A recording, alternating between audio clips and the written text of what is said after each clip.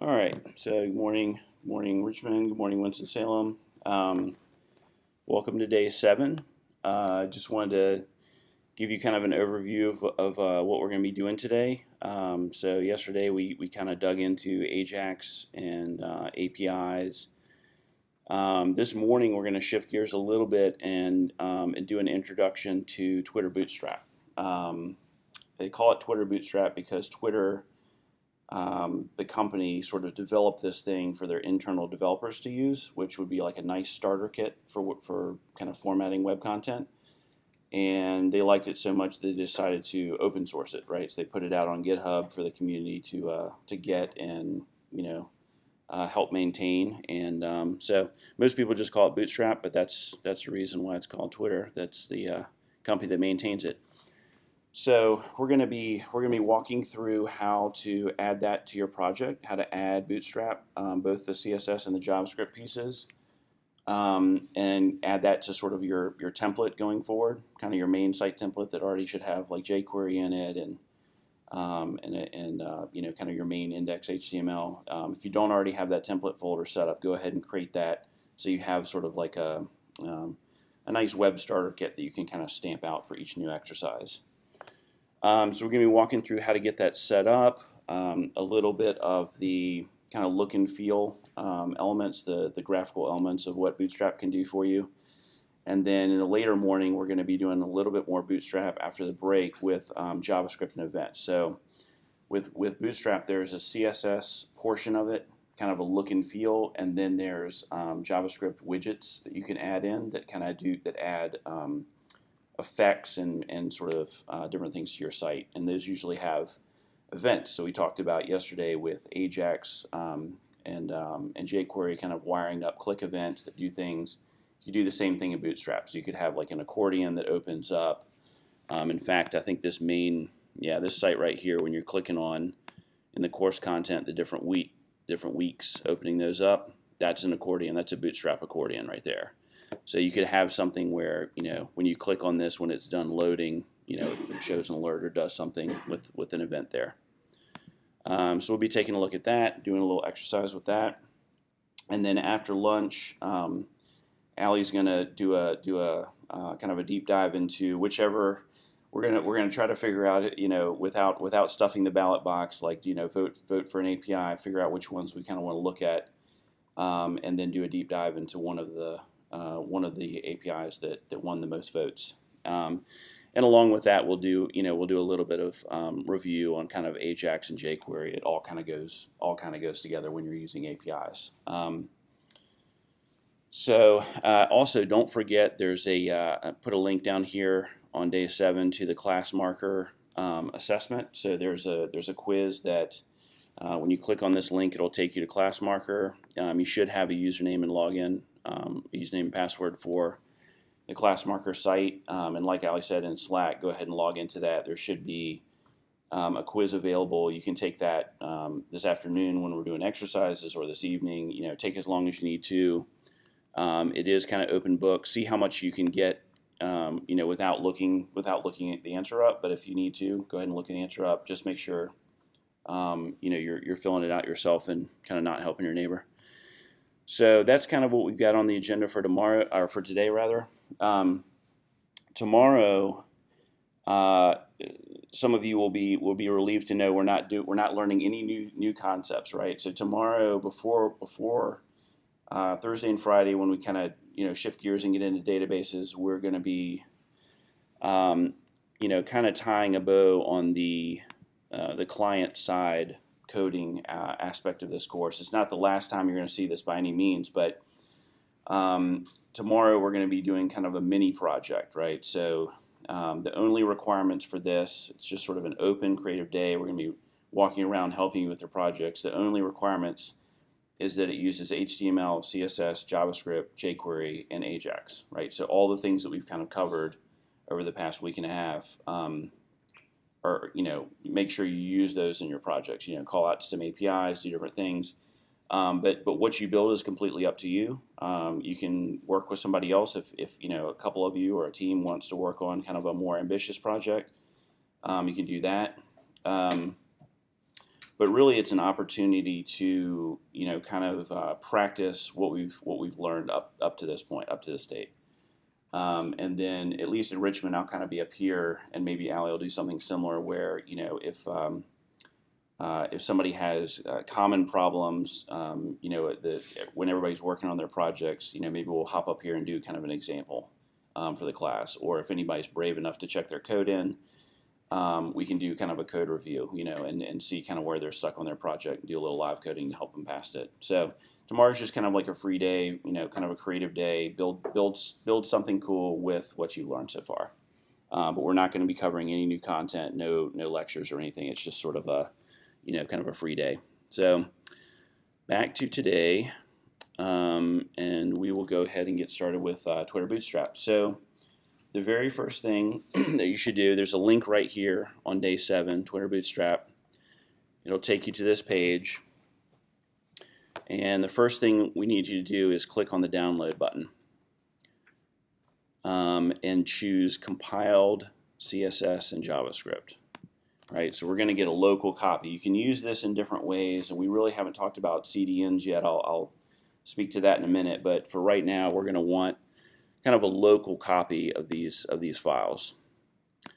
So when you open up these zip files here and open up the folder, once you unzip it, you'll see that in the CSS folder, there's one called bootstrap.min.css, and that's the one that we're going to be using. That's kind of the minified copy of Bootstrap. So bootstrap.min.css, and if somebody can put that in Slack for reference, bootstrap.min.css. And then in the JavaScript folder, JS folder, we're going to want to pull out bootstrap.min.js. So basically the minified CSS file and the minified JavaScript file. And those are the ones that we're going to use.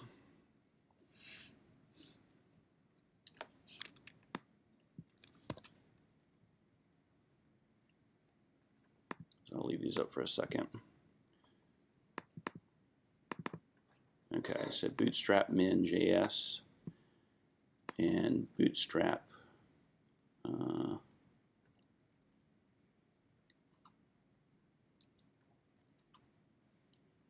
bootstrap min CSS, which I think I've already pulled out. So those are the two files. So if you have a template file where you've already got a JS folder set up, and you've already got a CSS folder set up, then that's where you're going to want to put those two respective files. So bootstrap.min.js will go in your JS file of your template folder, and bootstrap.min.css will go in your CSS folder. So if I open up, I'll show you an example of what I mean. So here I've got, this is a voting booth API from yesterday, and I've actually published this out. This is on day 6 out here. So let me open up course content. You can get to this by clicking on day 6 and then just voting API example, right? Or if you download the source code for the course content, it's in there. It's in a folder called day 6/voting. That's where that project is. But you'll see in that project, I've got my regular style sheet, and then I've got bootstrap.min.css. Right? You can see this minified CSS file. It's all squished together. Remember we talked about that. The reason why it's all smushed together like that is to save space, right? So it kind of crushes all the CSS together to make that file size smaller. So when it's coming down over the internet, if you're going to a website that has Bootstrap, when you pull that file down, it gets to you quicker. So minified. This one's still a little bit readable, but it's kind of crushed all together like that. The JavaScript files are usually completely unreadable. There's the bootstrap min, and you can see that that would be kind of hard to read that code, but same thing. So the bootstrap.min.js file is under the JS folder in your template project, and bootstrap.min.css under your CSS folder. Is everybody able to download that okay? All right, so now that we've got the reference, now that we've got the files in here, what do we need to do to our index file? What do we need to do to our HTML file to bring those in? Does anybody know? You do a link for the CSS and a script for the jQuery. Right. So we want to take a link for in your head section of your HTML. We want to add a link rel style sheet type text /CSS to our CSS folder and then bootstrap min.css. So see that highlighted line there? That's the reference to Bootstrap. Now remember, you're going to always want, in general, you're always going to want Bootstrap or some other kind of CSS platform to be the top file, and then you're going to have Bootstrap CSS plugins beneath that, and then you're going to have your own style sheets beneath that. Same thing with jQuery, same thing with the Bootstrap JavaScript file. So you see right here, I've got jQuery selected, or jQuery added in, and then I've got Bootstrap, and in this case I've got another library called underscore, and then I've got my own project JavaScript. And the reason why is Bootstrap actually requires jQuery, right? So that's why I've put Bootstrap below jQuery. So you add a reference to jQuery, then Bootstrap, and then any other Bootstrap plugins that you might have, JavaScript plugins, and then your main kind of site JavaScript files below that. So does everybody understand kind of like that ordering and sort of why you would put things in that order as far as a reference? Now when we get into server side coding, a lot of these references are going to be actually handled on the server. So the server is going to be the web server in your web code is going to be responsible for kind of adding all these references, crushing them down, minifying them. They'll actually put them into one file, right? So they'll take jQuery and Bootstrap and underscore and all these files here, all these JavaScript files, and it'll actually crush them and minify them into one file, because one file is easier to download than 4 files, right? It'll crush all of your CSS together as well. So we'll give it kind of instructions on the server side as to how to group these things together, squish them down, and so they'll be super efficient coming over the wire. But for right now, this is kind of how you would do it in a static site.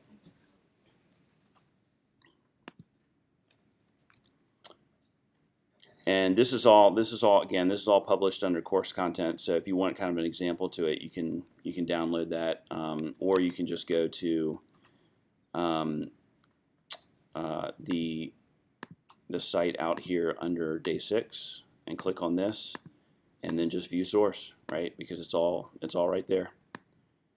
So without even downloading it from Git, and kind of see what's going on there. Either way is easier. Whichever way is easiest for you. All right, so once we've downloaded Bootstrap and once we've got that linked into our project, actually, and let me take a step back. Let me cover CDNs real quick.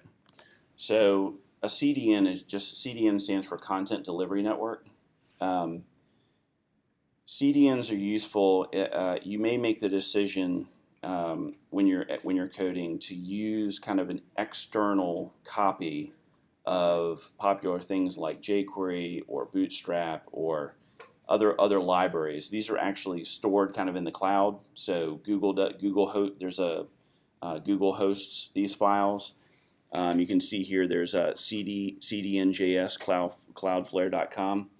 These are all companies that have servers all over the world, right? So when you reference these files, these external files, it's the same thing. It's just saying, hey, I want to bring jQuery into my HTML page, but instead of having a copy locally and my web server hosting it, I want cdnjs.cloudflare.com to host that, right? I want that to be their kind of responsibility.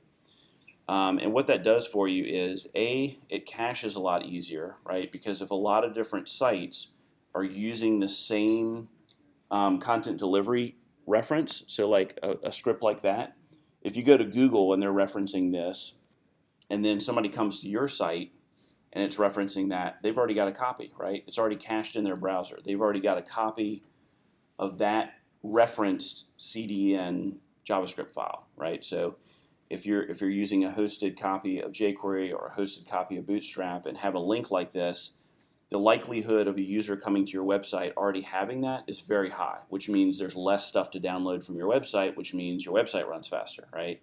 So that's why people use CDNs. The other nice thing about it is if your website is hosted on the West Coast, right, people on the East Coast have to download everything all the way from the West Coast. And even though electrons run fast, there still is like a little bit of a delay. There's a little bit of latency between that web call going out and coming all the way back, or around the world, right? If you're visiting a website, in China or something, it's going to take a little bit of time to go out and kind of return that thing back. If you're using a CDN for your assets, for your JavaScript and for your CSS content, when you call that link, it's going to find like the closest computer to you, right? So there may be one in Virginia. There may be CDN.js Cloudflare.com might host a server in Virginia that when you make a call to that URL, it has smart routing to figure out like, oh, go to the server in Virginia and grab the latest copy. So it's gonna be real fast, right? Grabbing it from your local provider. So that's what CDNs are. That's why they're useful. That's why they're fast. The downside of that, of course, is you lose control of your content. If Cloudflare is down, your site's going to break, right? Now, it's much more likely that your site is going to be down than a lot of these CDNs. I mean, they're very, very, they have servers all over the world, so the likelihood of them going down is very, very low, especially if you use somebody like Google or one of the CDNs that really kind of know what they're doing. So I just wanted to cover that before going on. You'll see this a lot when you're looking at websites, popular websites. If you do ViewSource, you'll see all these like CDNs, and it'll be like, why isn't this JavaScript kind of in a JS folder, or why isn't this CSS in a CSS folder, kind of locally? That's usually why. They're usually using CDNs. All right, so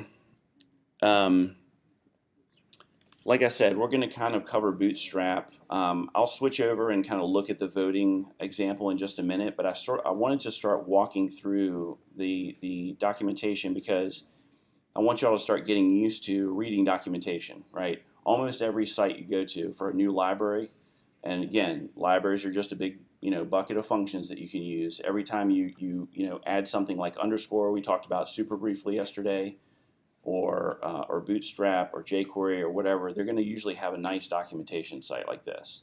So you got this, you reference the library, you've got this giant bucket of functions, but what do they all do, right? It's like I've linked this, all this functionality into my site, but then you have to go use it.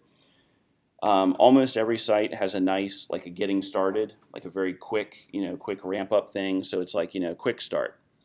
Link your CSS in, right? Link your JavaScript in, and you'll notice that on the quick start, these URLs here are the CDNs, right? Because it is the quickest way to get up and running. You don't even have to download anything, right? You just reference the URL that calls out to that content delivery network, and you're good to go. Like you don't need anything locally. So here they're saying, add your CSS, add your JavaScript, and here's like a little starter template, right, for Bootstrap. And so you can like copy this directly out into a new template if you want to, and it would work right away. So down here, this is going to talk about what the pieces of this starter template are and why they're important, right? So important globals. Bootstrap requires HTML5 doc type, right? So the newer versions of Bootstrap, you have to be using HTML5. So have doc type HTML at the top of your page, have your language for your native language for your page in there, and have your HTML tags. That all should look pretty familiar by now.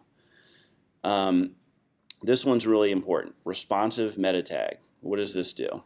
So remember, meta tags go in your head, in the head section of your HTML, and usually there are things like description or things that kind of live behind the scenes in your page and are used for things like web optimization, search engine optimization. They tell your browser a little bit of information about it, like what character type am I using. Just kind of gives it some hints as to what the page is all about. In this case, this meta tag with name viewport is saying content width, device width, right? So it's setting whether in this is basically you'll see right up here it says responsive, right? Responsive meta tag. This is telling Bootstrap that for this web page, whether I'm using a laptop or a desktop with a huge monitor or a mobile device or any kind of screen size, that as I change the screen size or you're using a different device, you know, that to responsively kind of scale to that, to sort of show things in the right way, to kind of spread your content out. If you have a wide screen or if you're on a mobile device, it'll kind of display things sort of down in a line. So this is kind of the hint that it needs to do that. Let's see. Are there any questions so far? Anything? Winston-Salem. Popper.js for v4 is needed for some components. Okay. Yeah, we'll loop back and grab that at the end. I just want to get a simple example started for some of the content. Okay, box sizing, reboot, community. Okay, so that's really the only thing in getting started. It's like make sure you have this responsive meta tag here, and y'all can follow along. I mean, you can go to this Bootstrap site. I'm just on the getting started section, and scroll down here. There's your starter template. Here's your doc type. Make sure you have your responsive meta tag in there so it looks, so your site looks good on different devices. And that's pretty much it to get it kind of up and running. That's all you really need to get the basics of Bootstrap up and running. Let's see. So let's skip down here to layout. So if you click on layout, this talks about containers, right? So the next step, once you've got sort of a little Bootstrap starter site up, is putting your main site container. Okay, this is going to go right inside your body tag, and it's going to be think of this container here, div with class container. That's all you have to do. So Bootstrap has a ton of classes in CSS that it uses, and all you have to do is decorate your HTML elements with these classes, and they'll just have a nice look and feel to it. That's all you have to do. Is essentially once you've added Bootstrap, you're going through and just adding classes to things, and you get like some nice effects. So the very first thing you need to do is create a container. So let me switch over to my code and I'll show you. Let's hide the head here because we don't really need that anymore. And let's take a look. Get rid of some of this. So you'll notice I've got my body tag here, closing out my body there. You can kind of ignore this little JavaScript at the bottom. That's just calling my buy and click events. We'll kind of hide that for now. But you'll notice everything within the body, other than that script, is contained in that div, right? So you got this big, like a thing of like a holding tank for your whole site, right? Inside your body, it's like what is all this stuff going to load into? Just a div. You've seen divs all over the place all week. Adding this class container to it, that's the class that tells Bootstrap, hey, everything's going to kind of go inside this, right? And this container is going to be used for that responsive layout. So if I'm on a wide screen, that container is going to kind of stretch. If I'm on a mobile device, that container is going to kind of shrink in. So container is a Bootstrap, like in the CSS for Bootstrap. Yeah, so the question was, so is container in the CSS for Bootstrap? And yes, so all of these classes that we're going to be using in here are basically defined in the Bootstrap min CSS, right? So that file contains a ton of classes and it's pretty sophisticated. And you can download the non-minified version if you kind of want to look through it, right? If you want to kind of see things in CSS mode where it's not all kind of crushed together, And you can do a find for container, in the non-minified version. You'll see, what does container look like? What does it do? But just know that that's kind of the main holding tank for all of your HTML in a Bootstrap app. Now, when we get to the server side of things, right? When we get to the server side of things, what you're going to see most often in kind of a layout file, in sort of your template file for the server side, is kind of like a header menu and maybe a footer and like a little bit of styling, and then your body, and it's just going to say container. And then you're going to have a little piece of code that says put your content here. And all the pages on your entire site, all that dynamic different content that your site is going to have is all going to load inside this little container. So it's all of your HTML is going to kind of dynamically load into here. So you'll see on a dynamic site, on a server side site, normally this is what the layout file looks like, minus this code minus this HTML right in here. You just see an empty container, with a little placeholder in there that adds, and we'll look at that. We'll look at that when we start getting into C# and ASP.NET MVC. You'll see when we look at the layout file, you'll be like, oh, okay, yeah, that's just the container. That's just the Bootstrap container there. Yep. Can you go ahead and open up the head so I can update the template file? Oh yeah, sorry. No worries. And this is all available in the class content too. This whole screen, this whole app here.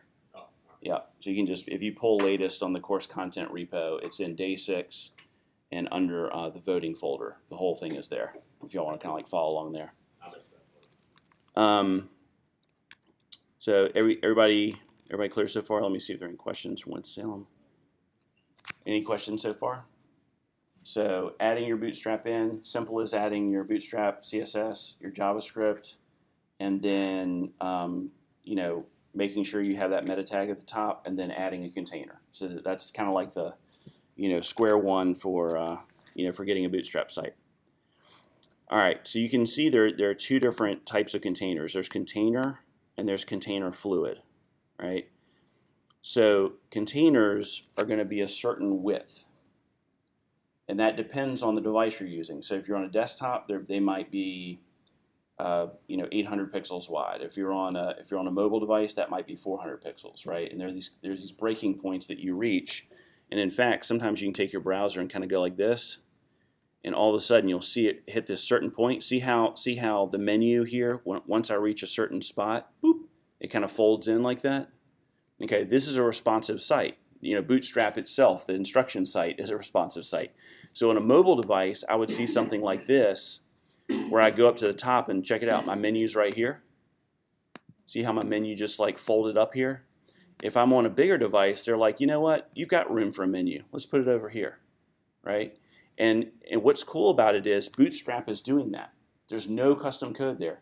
They're defining a menu, and then Bootstrap says, based on that responsive tag, once my display port, right, which is the width of the screen, once that reaches that certain breaking point, that certain threshold, it's like, boop, put the menu in this little hidden menu. I'll do it again so everybody can see.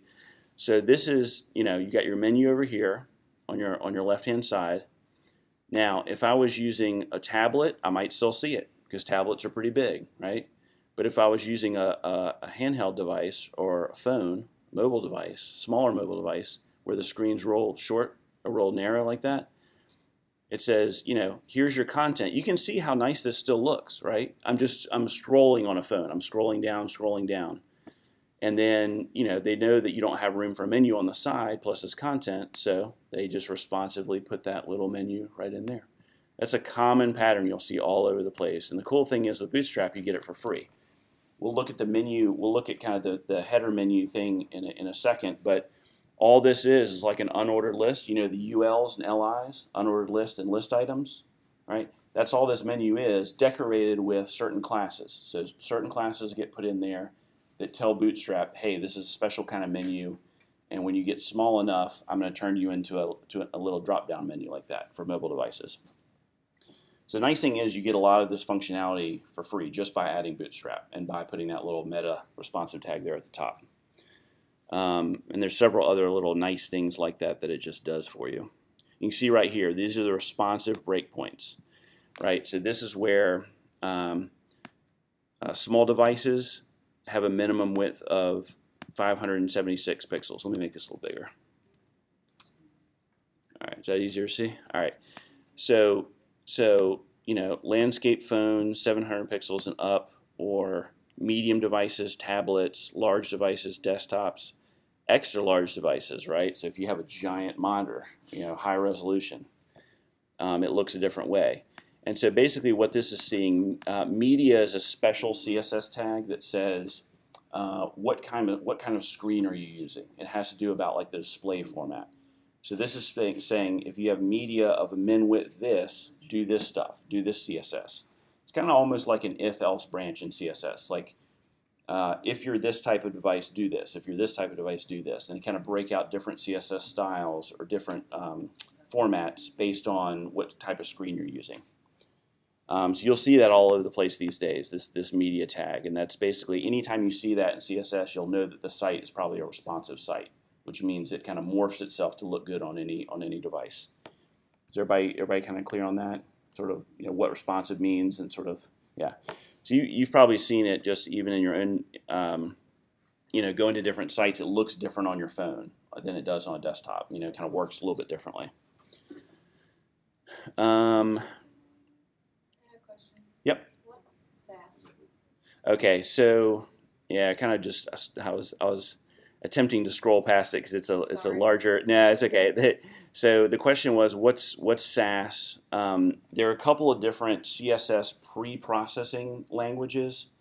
One is called SAS. One's called Less. There's Compass. There's a couple of different sort of formats essentially, where think of it as like a programmatic way of writing CSS. So instead of having like all your rules, you can imagine something where you had like a color, right? Like color red, and you had all these CSS properties that were set to red, right? So you had the color red, you know, FF000, whatever, all throughout your code. And all of a sudden your boss comes to you and says, okay, everywhere where there's red in my site, I want it to be orange. And it's like, oh, like I gotta go change all these different places. Wouldn't it be cool if, you know, like in JavaScript, you can set a variable to something, right, and reuse it, or you can create a function and reuse it everywhere, and then change things in one place.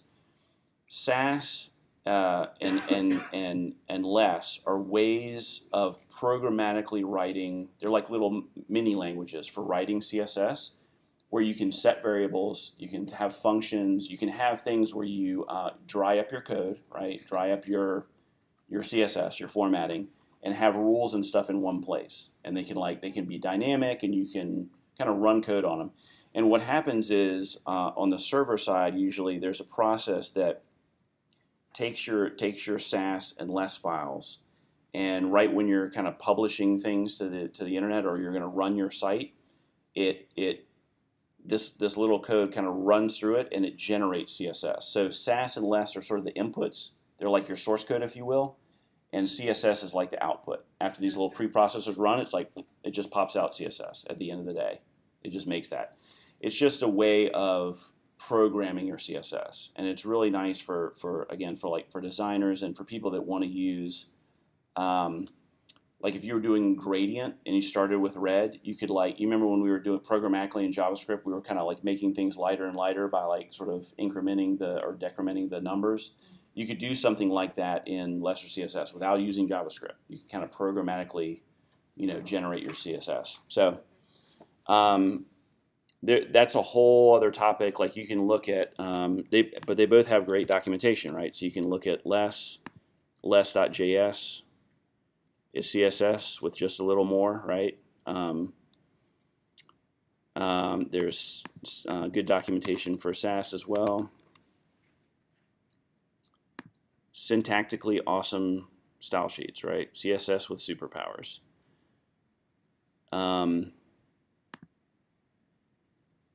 See if it has like a little learn SAS. Yeah, so it's pre-processing, you know, different variables, you know, so here, you know, primary color, right? So you're defining something like primary color, and then you can use, instead of using the actual, you know, that color, you can use that variable primary color all throughout your CSS, you know. So if you want to get fancier with CSS, like especially if you get into like much larger projects in CSS, and it's like you don't want to change things all over the place, that's something you would use. Yeah. Good question. I'm sorry I kind of glossed by that, but there, like I said, there's a ton to Bootstrap, and so we're gonna kind of roll through this documentation, and I'll point out things that we use all the time, and point out things that are kind of fundamental to Bootstrap, but there's a lot to it. But just like we're going through the documentation today, you can come back, to this website and go through and look at all the other pieces over time, right? All the other components and functionality. All right, so once we've got our container, right? So I'll show you in the code again. This is the container. So we've got div class equals container or container dash fluid, depending on whether you're doing a fixed size container or you want something to go all the way to the edges of the screen. That's the only real difference there. Then we're going to add things inside that container, right? And generally speaking, also just to point out, if anybody's familiar with another CSS kind of grid layout system like Flexbox or whatever, so here's CSS Tricks Flexbox guide. Like, so they're, they'll have documentation along the way of, if you're familiar with this, it's kind of, it's sort of this way and it looks this way in Bootstrap. But they all pretty much work the same way. So you'll see these 3 columns here. 1, 2, 3 columns, right? So far we've been doing columns using what? What HTML element? What have we been doing columns and rows with? Tables. A table, right? Tables. So this is a more sophisticated way, and honestly, you really won't use tables for anything. Using tables in HTML is kind of an anti-practice, except for tabular data. So if you're doing a report for somebody that literally looks like an Excel grid, like they've asked for, hey, I want a printout that looks just like Excel. It's got column names. It's got all of your data within those columns. Absolutely use a table. That's what they're there for. Using tables for like page layout though is kind of a no-no. And I know we kind of started off doing that, but that was sort of an example. From here on out, we're going to use Bootstrap, and we're going to use rows and columns inside Bootstrap. And the reason why we do that is it's very flexible. And remember, you remember the responsive stuff we just talked about a few minutes ago, where you can look at something on a big screen, and then when you're looking at it on a mobile device, it kind of like fixes itself, and kind of, instead of things going sideways, it kind of they drop down above and below each other like automatically. This will allow you to do that. So using rows and then using these column divs will allow, depending on what size screen you're on, for it to do kind of the right thing, to sort of look nice. So this is the most simple example here that we can look at. So the nice thing about Bootstrap documentation is it kind of shows you what you can do, and then it shows you the code right underneath it. So it's very, very simple. So what you're seeing here, Bootstrap's grid system uses a system of containers, rows, and columns to lay out and align content, right? I mean, at its simplest, it's like you've got a container, div, you've got rows, you got divs that are rows inside that, and then you've got columns inside those boxes, right? So it's just divs within divs within divs, divs all the way down. And this is what you'll see on any modern website. You'll see container divs that usually have, a little class that has, what they call semantic class, which will say, what's in this div, right? It might be div class equals container, ID equals, data results or something like that, right? It'll give you a hint as to like what's in there. So here's our container, right? This is our page level container, right? Open and close div. Then we've got a row. So a row in Bootstrap is just a div. It's just another div. And everything's kind of divs. And depending on what class you give it, that makes it behave a certain way, right? So this is telling Bootstrap, hey, we want this div to be a row, just like a row in a table, inside that container. All right, so I've got my row. It opens here. It closes there. Then I've got columns, right? I've got 3 columns. So you see 1 of 3, 1 of 3, 1 of 3. These are basically just the same div right here. Like once, twice, 3 times, just repeated, copied, pasted. Now you'll notice here, call-sm. That's small column, right? So we talked about different devices and things being responsive. Column small is going to look really good on mobile devices, right? So call SM. There's 12 columns in a row. So whenever you say column small and you don't say a number behind it, it's going to sort of expand to the whole row. So since we've got 3 small columns in here, those three small columns automatically expand out to kind of fill the row. I could say call SM dash 1, and that's going to take up 1/12 of that row, or call dash SM dash 2, and that's going to take up 1/6, 2/12 of that row. So it's kind of, you'll see when we get down here in the documentation how that works. But does everybody understand this example right here? You basically, it looks like a table with a row with 3 cells, right? 3 TDs. That would be, you would do table and then TR and 3 TDs in table parlance. Go ahead. So that in general is how you make the sidebars on web pages? Yes, so the question is, would this be how you'd make the sidebars? Absolutely right. So on this page, right, and we can view source to check, but essentially this is going to be like a menu, and there's going to be a big container where this whole part is down here, and you might have a column of a certain width that, having a hard time highlighting this menu, but over here on the side, this menu area might be a column, Okay. and then the rest of this content here might just be one big column, right? So that's how you do kind of your left-right layout. You could have a column and then your center content and then a right column, right? You can, I mean, this is where you can start sort of dividing up your screen, right? And normally you're going to have kind of a container and like your main kind of content columns, like you have, maybe a menu or something like that, and then your content and maybe a sidebar. So you're going to have this sort of format for the main part of your site. Now within these columns, you might have another couple rows. You might have more stuff in there, right? So in this case over here on the sidebar, you might have a row for each of these menu items coming down, right? So is everybody kind of clear on this? Think of this as like the replacement for table, TR for the rows, and TDs for each of the individual things, for each of the individual columns. And then you've got your content sort of in those cells, essentially. Okay, and so if you want to look at it a different way, here is the voting API, right? So you can see like, all right, well, it looks like one big thing up here in the menu, and then you've got this stuff, and then you've got this stuff over here. So I've got a container. I've got something called a card, which we haven't looked at yet. But look at what's happening inside this card, right? I've got a row, which defines this row right here. And I've got 2 classes, 2 divs, 2 cells, call SM6, right? Because the width is 12 columns, what does this mean right here? What do these 2 columns do? Half and half, right? It's sort of going to be like split half and half. So you've got essentially half the stuff is over here and half the stuff is over here. Kind of splits that content out, right? So all I'm doing is using kind of what you just saw here. And then there's another row right down here where it's got your vote. And that's why see this line right here, this little text box, and this vote button are right here. And I created another row. That's why they're below the other stuff, right? So this is one row. Your GitHub name and these buttons are on one row, and you see how this is down below. I didn't use a P tag. I didn't use a BR tag to kind of move that down.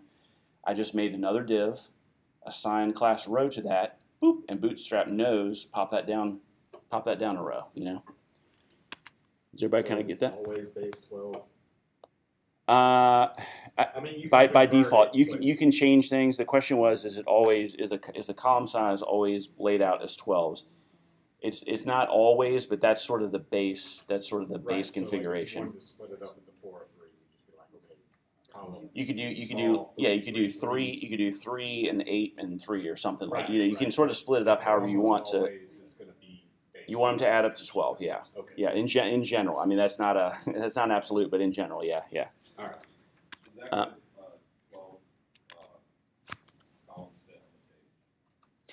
Yeah, so based on your media type, based on your screen size, like if I'm on a desk, so the question was that how does it know to fit 12 columns on your page? Essentially, it said based on your media type, based on your screen size, whether you have a real, if you're in an office and you have a real big desktop, or whether you're on a mobile phone or whatever, depending on the width of that display port, right, of the viewport of that device, So remember we saw those media tags where it's like, here's the breaking points. If it's less than 500, if it's less than 700, do kind of different things. What that's going to do is the grid layout, if you go and look through the Bootstrap CSS, like the source code, you'll see that as it hits those breaking points, it redefines what a call SM6 is or a call SM1 is. It tells it, okay, now that you're on a smaller device, it's a fewer number, those columns are a fewer number of pixels, right? And then as you go up in size, it's like each of the cells kind of gets bigger to make up that 12, so it kind of fits on your screen, right? But so like let's say like on a 1440p like screen or something like that, if you were to take I don't know like this website and put it on there, it would automatically just expand like normally, right? So Yeah. So the question is, on a really large monitor, if we took this website, would it just expand out? And the answer is yes. But each of these little columns, so you can imagine like maybe there's a column here, maybe there's a column here, a column there, a column there. Each of those columns on a bigger screen would be wider. So it would just, you know what I mean? So like even though it's still 12, as you get to a bigger and bigger screen, the column width itself gets wider and wider. So it kind of, so it could turn from like 12 to like 6. yeah, 6 and 6 are always going to be left-handed, split evenly. But split evenly on an iPhone might be 200 pixels on either side. Split on a big monitor might be 800 or 900 pixels on either side, right? So just it's all relative to the width of your screen size, and it kind of jumps. So you'll see like when you see what this one does. So see how it jumps like right away. It's like boom. See how that jumped down to the next line. And as I squish it up, see how it jumps. See how it has these breaking points right there, like. Same, different. Yeah. Right? As I hit those breaking points, it's like, oh, you're on a tablet. Oh, you're on a phone. Oh, you're on a whatever. And it kind of squishes the size of those columns down a little bit. Are the breaking points automatic, or is that being caused by the what's it called, by the Bootstrap? Yeah. So the question is, are those breaking points kind of automatic? There's a default set that's defined by Bootstrap, which is a good default set that they've found that works kind of everywhere, right? Works for big monitors, works for, they've done a lot of research as to what common breaking point should these have to kind of look good on all devices. You can override those. Just like anything else in Bootstrap. Bootstrap is, again, a bootstrap. It's a starting point. It's to get you kind of set up to a good point, but you can override everything in it. So if you say, hey, I want to make my breakpoints, I want to make my responsive breakpoints for tablets right here instead of right there, you set that media width there as an override, and it'll respect that. That's why you put your style sheets after Bootstrap, so that you can do things like theming or overriding what Bootstrap wants to do. You can use their same kind of classes and override it to make it yours, to make it your own. Yeah, good question. So you can see down like on a mobile device, it might look like this, right? And that doesn't look super great, but it certainly looks better than what raw HTML would do, right? It wouldn't smush right. And you can see how there's like a little margin beside the white part of it, beside like the little section there. See how it kind of keeps everything, there's like a little margin, and then as you grow, as your screen grows, you got like a little bit more margin, but it kind of reaches the end of it. So it kind of looks good no matter what device you're on. Most grid layout frameworks are like that now. They're responsive. They kind of have that built into it as a feature. Okay, so back on grid system. All right. So use container. So we talked about that container div, right? The big holding tank. Let me see if I got any questions from Winston-Salem. All right. If anybody from Winston-Salem has any questions, make sure you put them into Slack, and I'll periodically kind of switch over and check them. So container, remember, is just that big div, just the big holding tank, usually kind of right inside your body. You can use container fluid also, which means it's going to be 100% across all your devices. So let's switch over real quick to this code, kind of see what this does here. So let's change that from container to container fluid. All right. Now you see it kind of goes out to the edges, and you'll see now when I do this, even though I'm still hitting those breakpoints, See how it kind of sticks to the side? It's always like 100%.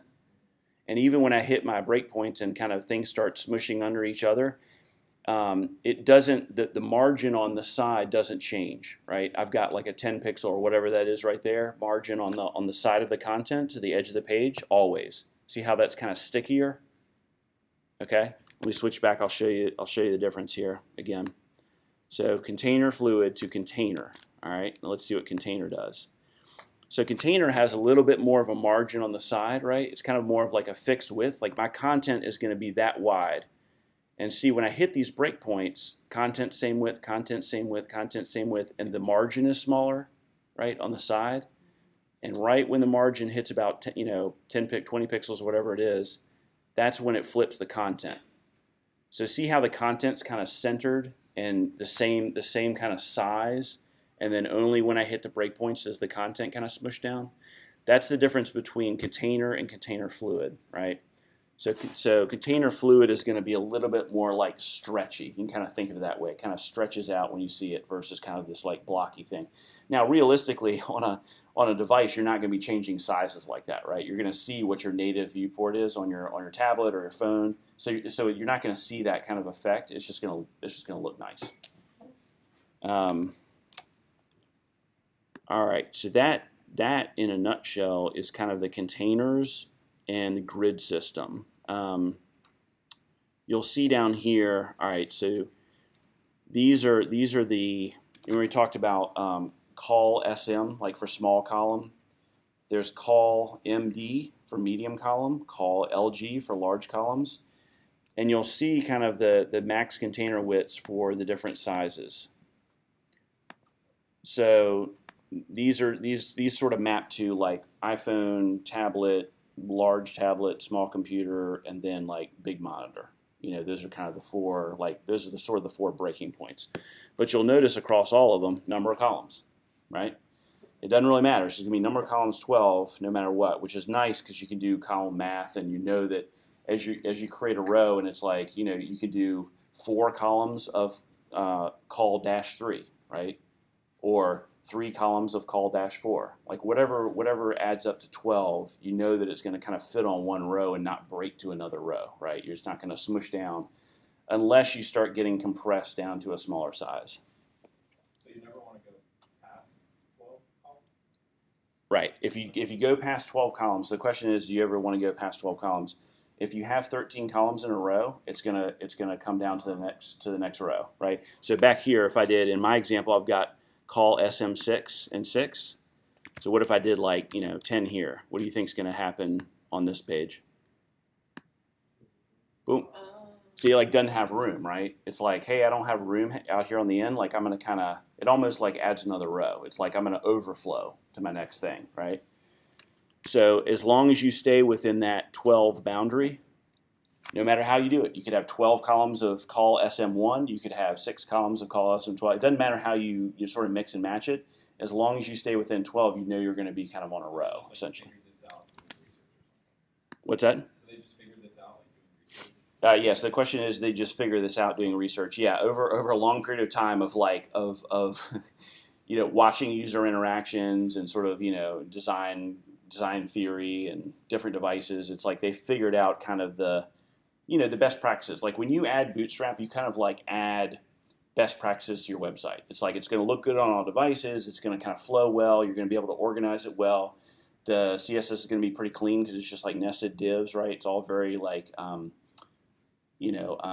of the right way to do things. It kind of pushes you in the direction of doing things sort of the right way. It's going to help you work with designers really well. So one of the best things, I didn't even mention this. This is super important. One of the best things about Bootstrap is when developers kind of add that in, designers are sort of used to it as almost like a standard now, and so they can go in and do different kind of templates and sort of theming to Bootstrap without having to touch your code. So it's sort of like the developer can do kind of the functionality and the code of the site, and designers can come in and kind of modify Bootstrap or override Bootstrap and make it look nice. And like as long as the developers are using the right classes, the designers can come in and without like affecting their stuff, like make the buttons prettier and do whatever, kind of work sort of side by side, like as a team. And Bootstrap is kind of, has those two sides of you've got your CSS classes, then the developers are going to go in and just apply classes where they need to on their elements, and it looks nice. So that's one of the other benefits of using something like Bootstrap, is it helps designers and developers work together really well. Gives them kind of a common target, common framework to work on. Okay, so you can see here in the grid system, as you're creating different rows, right? So up here I've got a row with 2 columns, and down here I've got a row with 3 columns, right? So imagine how this could kind of affect your website. You might have a menu with like 2 columns, and below that you may have a content like your newspaper with like 3 columns of article content or something like that, right? This is really no more complex than the example above it. You've got your container, right? You've got a row. You've got 2 columns inside that row, right? So if you just say class call, it's going to put them in there, and it's going to again kind of stretch them out to whatever 12 would be. So it's going to make them 1/6 of. It's going to make these columns into these. This is the equivalent of saying call.sm.6, right? Since you only have 2 of them, it's going to sort of stretch them out to where 12 would be. Underneath that, I've got another row here and 3 columns. So 1 of 3, 2 of 3, 3 of 3. So you can see up here the effect, right? I've got 2 columns in this row, it stretches them out. I got 3 columns in this row. They're slightly smaller, but it fits the same space. So does everybody understand kind of like containers, rows, and columns? That's pretty much it. That's the grid layout, right? There's offsetting, and like we'll kind of get down here where kind of wider. Like this one's a little bit wider, right? So here I'm doing a call, and then I'm doing a call 5, and then a call, and you can see that this one in the middle is like a little bit wider than the other ones, and that kind of thing. So you can do different sizes of things and kind of mix and match. Down here a little further, there's variable width content, which gets a little more sophisticated. There's offsets where you can kind of let's see, where's offsets? Vertical alignment, where they are kind of in the container. Are they at the top? Are they in the middle? Are they at the bottom? Right? So it's like align items start, align items center, and align items end. At the row level, at the row level, it's like, where do I want my columns to kind of align vertically within these? That's all you have to do, right? It's just add another class. Add another class, and it changes the behavior of it. So that's really the common pattern in Bootstrap is, you've got a row, and it's like, how do I want this row to behave, right? Everything's common on a row. It's like it makes it so, okay, there are going to be divs inside this on a 12 kind of grid row. But just by adding this class here, align items start, align items center, or align items end, look at what it does, right? It's like all of your columns start up here in sort of the container box in the row. They load in the middle, or they load at the end. Think about headers and footers of sites, that kind of thing. I mean, think about how easy it is to kind of, you literally add a class and it kind of moves things to where you want. So that's a very, very common theme in Bootstrap. You're almost always going to have more than one class on something. We'll take a look when we look at buttons. Just give me like button, btn, class equals btn, and then space, btn primary. That makes it like a blue button, your primary button.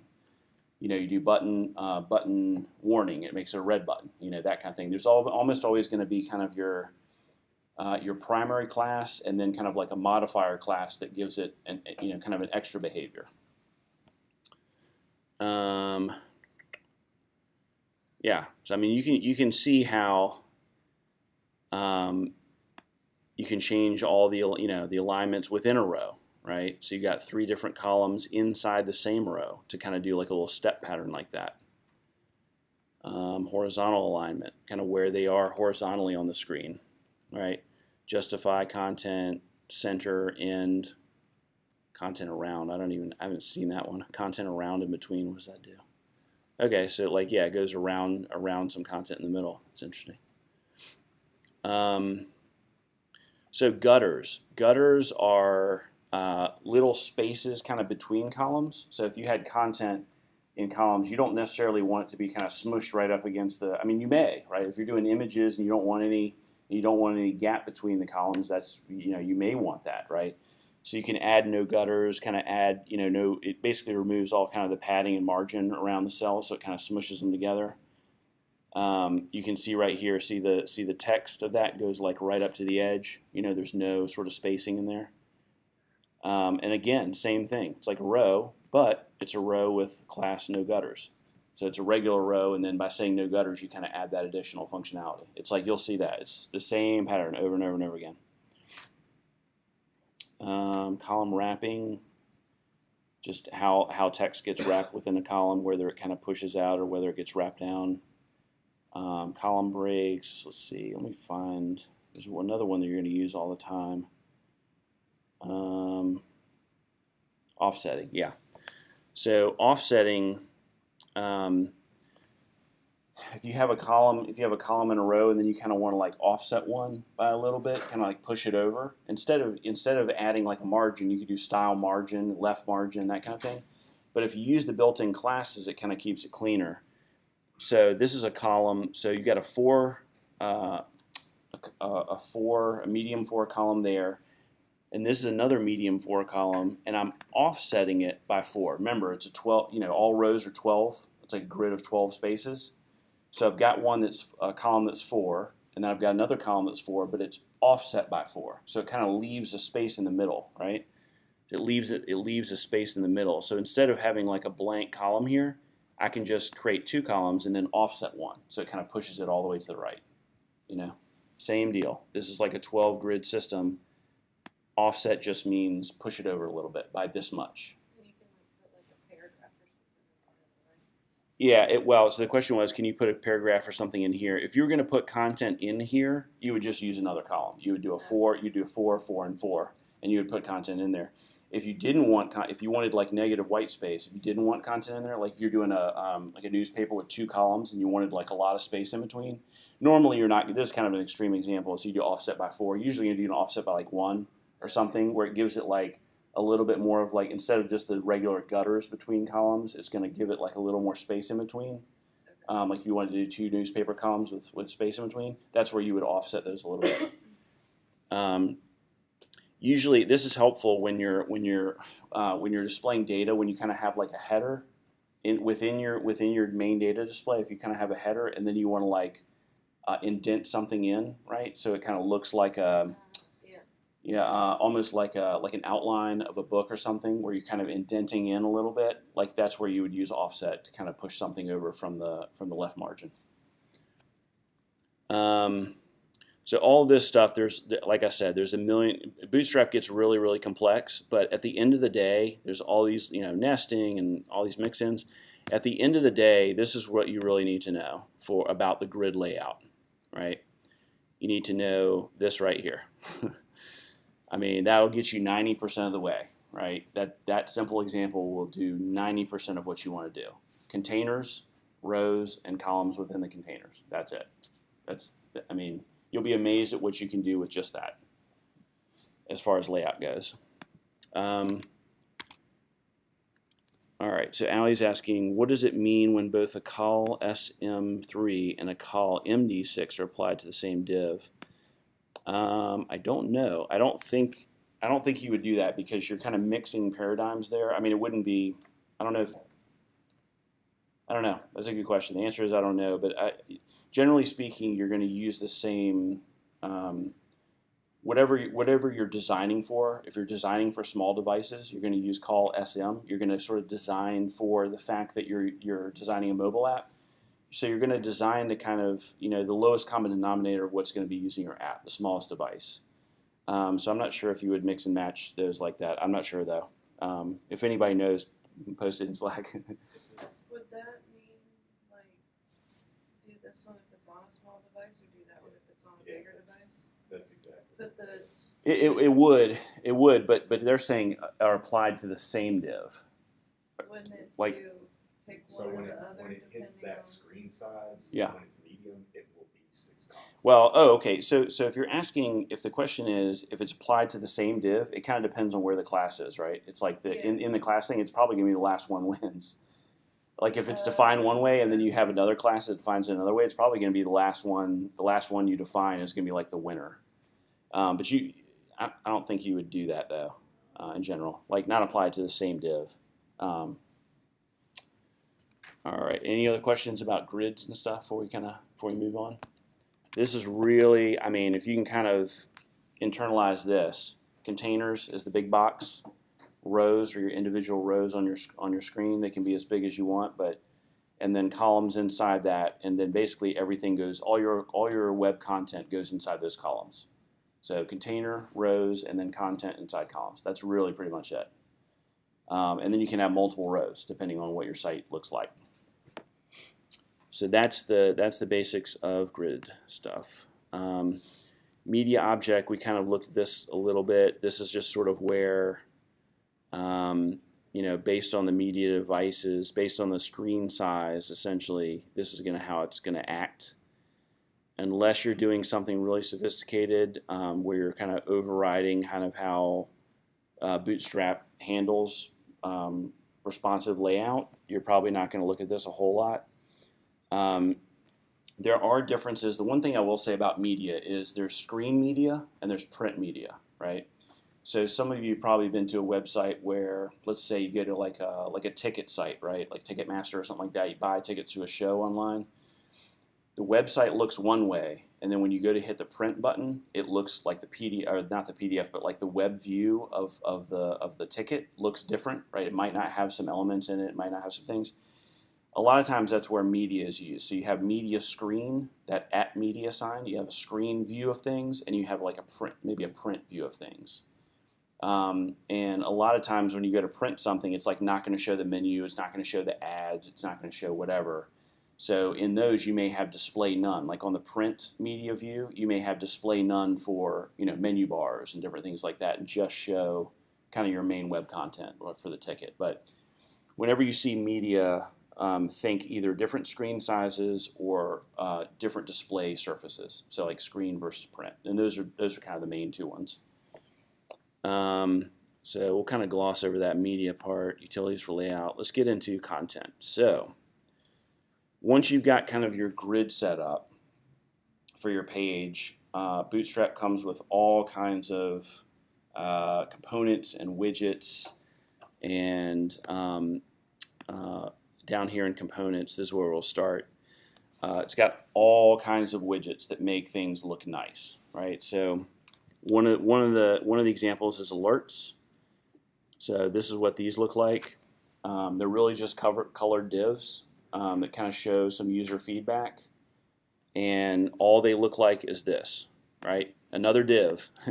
Who knew, right? You see divs again and again and again in here. It's just a div with a special couple classes. This is the pattern that you'll see all the time. So you'll have a div with class alert. That means it's going to be kind of one of these little box-looking things, right? A nice little rounded box. And then look at this. The secondary class, right? Alert primary, alert secondary. That basically, this is an alert primary. It's going to make it, in this case, it's going to make it blue. Alert secondary, it's going to kind of make it gray here. Now, you can apply themes to Bootstrap. This is why when we were talking the other day about like, why don't you name your classes like a color? Why don't you have a class that's called red or blue or whatever? It kind of prevents theming, right? So down here we've got alert primary by default in Bootstrap. Out of the box, it's going to make it blue like this all over the place. Anytime you name something primary, it's going to be blue. Anytime you name something secondary, it's going to be kind of gray. Anytime you name something success, it's going to be green, right? Whether it's alerts or buttons or, we'll look at a lot of controls and you'll see the same theme over and over and over again, right? Primary is blue, this, that, and the other. But what if I didn't want my primary things to be blue? I could override the CSS in one place in Bootstrap, right? I could say primary equals green. And all of a sudden, all of my alerts that were named primary, all my buttons that were named primary, everything would turn green, right? So think about designers going into Bootstrap and taking like a company's logo colors, right? So I go to IBM, it's like, okay, we need your blue, give me your cornflower blue, give me your, give me your, whatever. And then they go in and override the theme for Bootstrap, and all of a sudden, all the Bootstrap elements take on the look and feel of that corporate logo or those corporate colors. You'll see this pattern a million different times today, and it's really just whatever class you're applying to it. It's an alert type. So you see, we're talking about the alert component. That applying that class to that div means, hey, make it one of these little rounded box looking things, right? The secondary class, like the class that kind of gives it its flavor, if you will, is going to tell it usually like what color or what color is it going to be.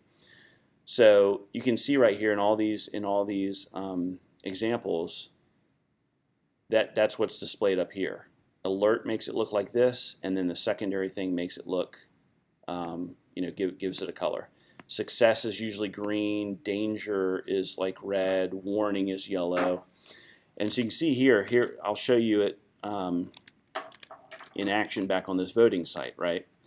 So if I click vote, you can see right here, this is just a blue alert, right? So in my code, before I have any results, this is kind of like my little area where I'm going to show results, right? So you can see if I show my options, that's going to kind of load in down there.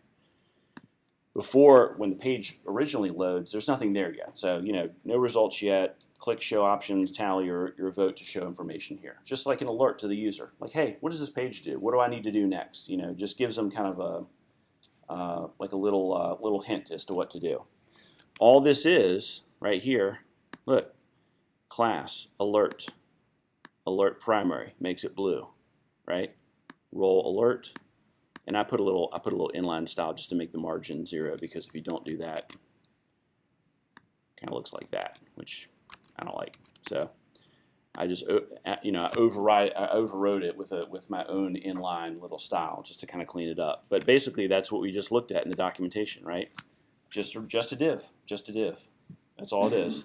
Class alert makes it into that little box, and then alert primary makes it blue. That's it. And then I can put some content inside it to show. Now, if I come here and I say, click on your vote, ooh, there's another alert, right? But it's like, if I have a warning or something, I might want to visually show my user something red, like, hey, you did something wrong, like something's going on here. So in here, if I look in my code, this is one that I added dynamically, right? This one's here by default. This one just loads in with the page. The other one I added dynamically. So if I look at, it's probably in here, yeah. So if I don't have a GitHub name, this is just grabbing, y'all seen this. This is grabbing the value out of this text box. Okay, if it's empty, if it doesn't have anything there, display this warning. So this display data just essentially takes that little container essentially and adds this HTML in there. So div class alert danger, right? It's the same thing, it just makes it red. So I could do a yellow one, I could do a blue one, and as the user's interacting with it, you're kind of giving them like feedback, right?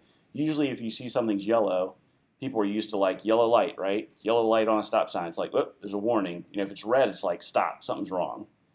So it kind of gives you just, it's a way of giving your users, kind of visual feedback. So if I do something here where I'm going to reset my vote, oh, it's still asking for that, so I'm going to reset my vote. Okay, green's like, hey, good job. Green's, go, good, success, right? So your vote has been reset with a green, and instantly, like the human mind's like, okay, green, that's probably okay, that's good. I just did something that worked, So that's the kind of way that you can use the same exact element, the same exact, it's just a div with that alert, and then just by applying that second class, you can show different visual effects. Does everybody kind of understand that? All right. Let me see.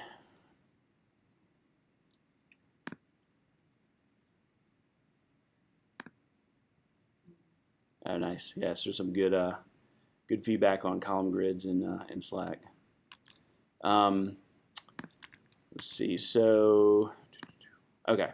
So that's really all alerts are, right? So you see these components over here, and you think, "Whoa, look at all these components," but it's just a little div with a class with some information inside. It's real easy. Let's take a look at, that's just some ways you can kind of enhance it. And yeah, you can make big ones, right? That one is like a small one. You can put content inside it, you know, where you got like a bigger message. You can put a little X by it. This gets into JavaScript kind of more in the later morning. We'll talk about some of these events where you can, you know, click a button and like, you know, just dismiss things, dismiss alerts if you don't want them to kind of stay up there.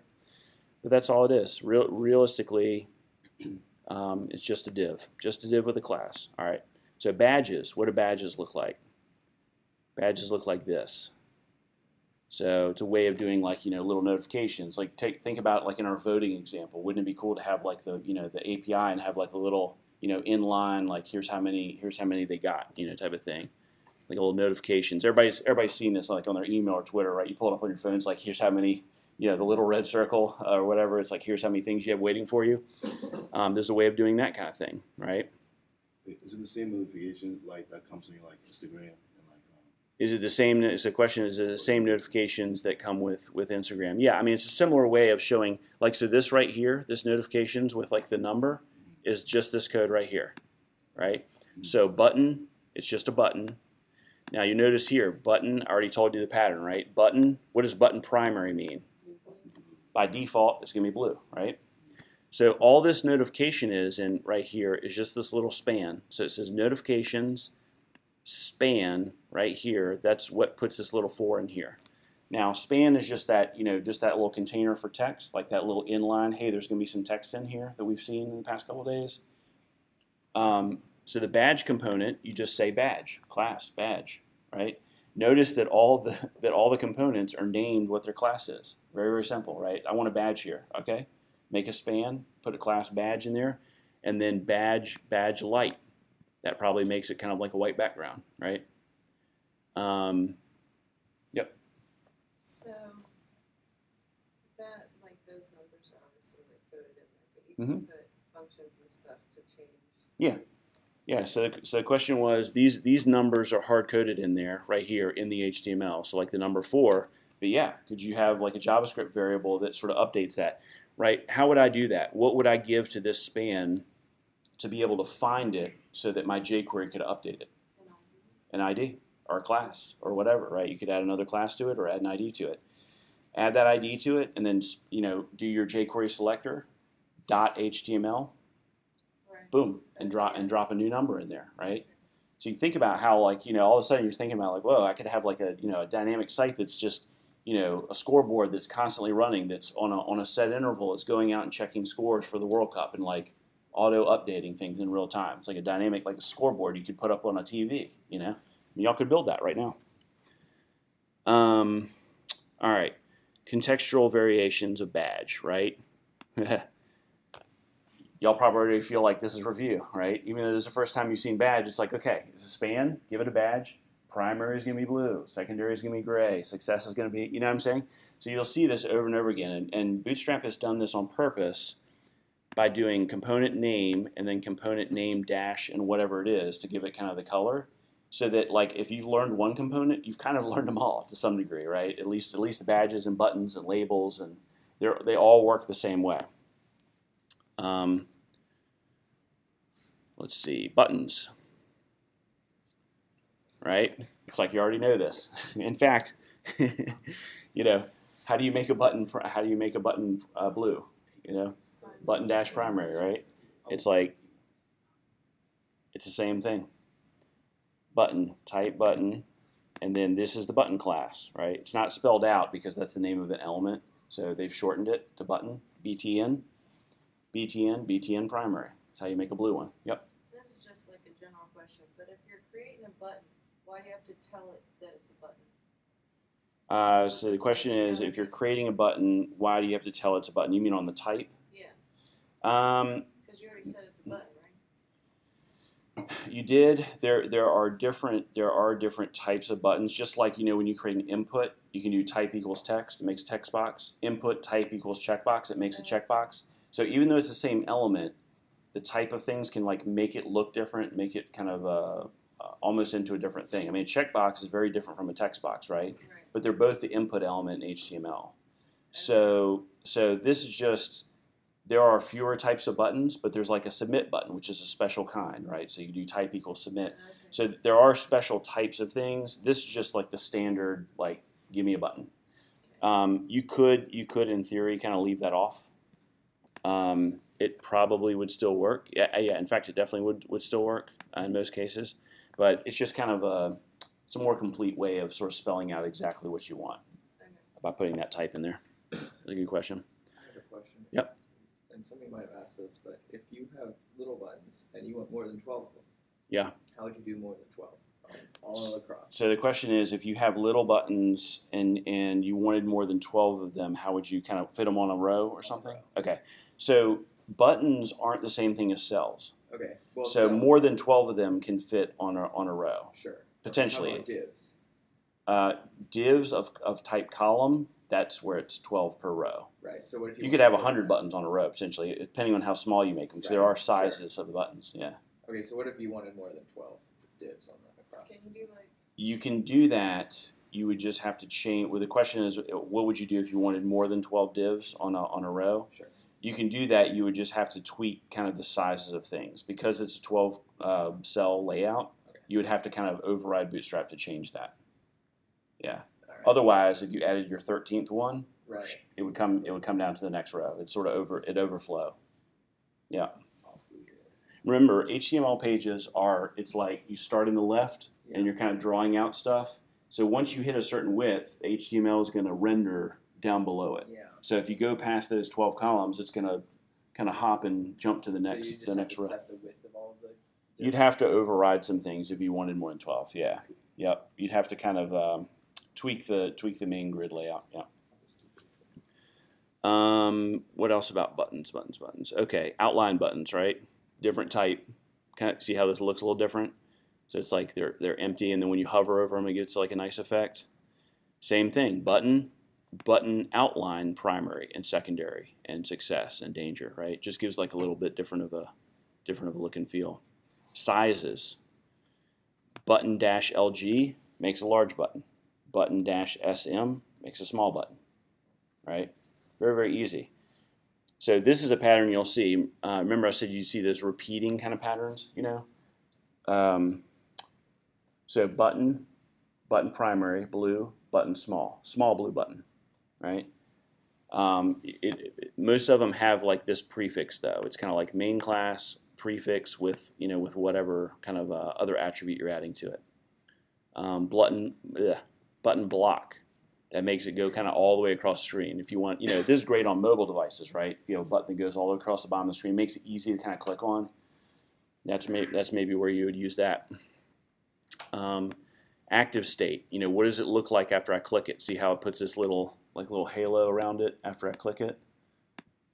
Which ones are active? Which one are you on? Think about like a menu, right? If I click something and I go to a certain page or a certain content, and it's highlighted, it's like, oh, I know where I am. Disabled state. These I can't click. They kind of gray out a little bit.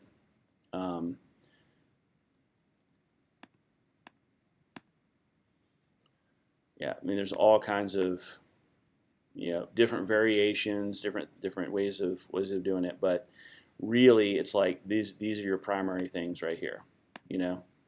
Class button. You can add the class button to a link, right? You can have an ahref. And just by saying class equals button, it takes that hyperlink, right, which would normally display as like text, boop, and makes it into a button. That's kind of cool. It's like, so if I came over here and said, up at the very top of my page, I'm going to do ahref equals just to itself.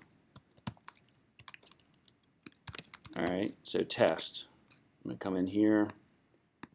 All right, see how I have a link here? It just says test. Just a hyperlink, right? Everybody's seen that before. But watch this. class equals button. Well, you can't see it because it's like black on black, but let's give it some color. Button primary. Just a hyperlink, but now it's a button. Isn't that cool? So it's a way of, I'm going to click off onto this, other site or whatever is in my link, but now it's a button just by adding class button and class button primary to my link. Now it's looks like a button. Very simple. Did this like come into existence because of Twitter?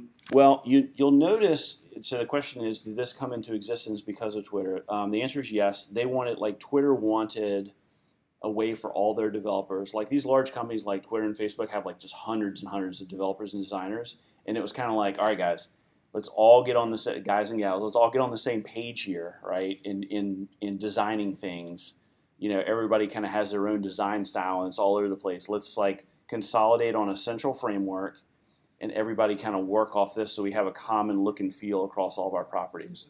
Google suffered from this in the early days, right? You'd go to different Google properties, it's like Google Search and Gmail and Google Maps all looked completely different. And so then they started material design, right? Google has these cards and a design language, right? So each company has their own kind of design language, and this one for Twitter is Bootstrap. And you'll notice that a lot of if you go into kind of Twitter's page, the buttons kind of all look like that. They're using their own, they're using their own framework, and they just decided to open source it and put it out there for everybody. This makes everything we learned earlier a lot easier. Yes. So the comment was, this makes everything we learned earlier a lot easier, and yes, it does. You will find that even though we did kind of CSS from scratch, and we did JavaScript from scratch, and we did everything kind of the painful way, right? And all of a sudden now it's all right, everything's going to look a little bit better out of the box. Everything's going to work a little bit better with jQuery out of the box. It's going to be easier to manipulate HTML. Everything's going to be kind of tighter looking. Is it less code to make it happen? Well, it's not really less code. All of that code is just in these libraries, right? I mean, it's not really less stuff. In fact, there's probably more stuff than you would do manually, but it's in Bootstrap's CSS and JS files. It's in jQuery's JS files. It's sort of out of sight, out of mind, right? You're a consumer. You're using the library versus having to write it all out yourself. Yep. So has all of this been from the CSS Bootstrap included, or the functions inside of the JS Bootstrap? Yeah. So the question is Bootstrap all CSS, or are there JavaScript functions and things like in jQuery? Yes, there are, and we're going to get to that kind of the later part of this morning. We'll start going over events and things so there's widgets, there's things that you can kind of click, and alerts and different things that are dynamic that have JavaScript in them, and that's why we had that bootstrap min.js file. That's part of the dynamic functionality and has JavaScript functions and callbacks in there. It works really well together with the CSS. So sometimes just by putting a class on a div, it gets JavaScript functionality out of the box, right? Because behind the scenes, Bootstrap is using jQuery, right? It uses jQuery to say anything with this CSS class, put an event handler on it, just automatically. And so just by applying a class to something, not only do you get a look and feel, but sometimes you get functionality too, clickable functionality and things. So, and then a lot of times it's kind of manual. You'll write your own events for things. You'll write, and we'll get into that in a little bit. Yeah. Good question. Any other questions from?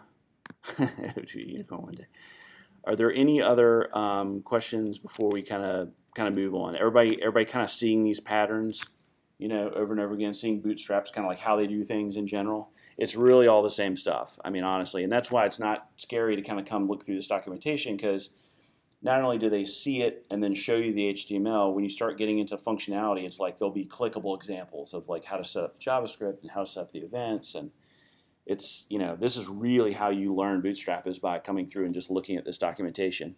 And honestly, there are elements in here that I've never used. There are components I've never used, not once. I've used most of them. Almost all of them, actually. But there are some things that, especially in Bootstrap 4 or newer, I've never used breadcrumb. I've done those kind of manually myself, but I'll give that a try. I'm going to probably use that in my next project instead of writing my own breadcrumbs.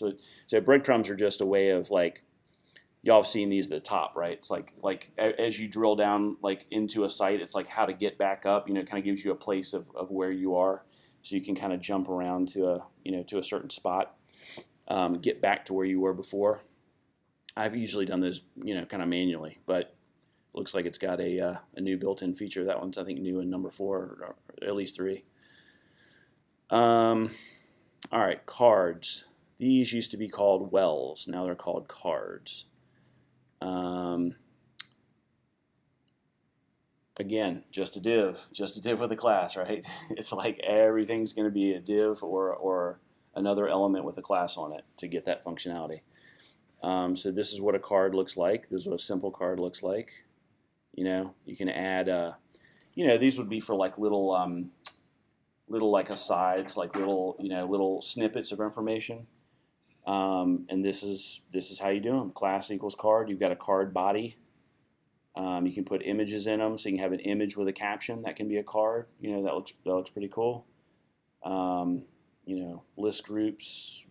Different things you can kind of highlight.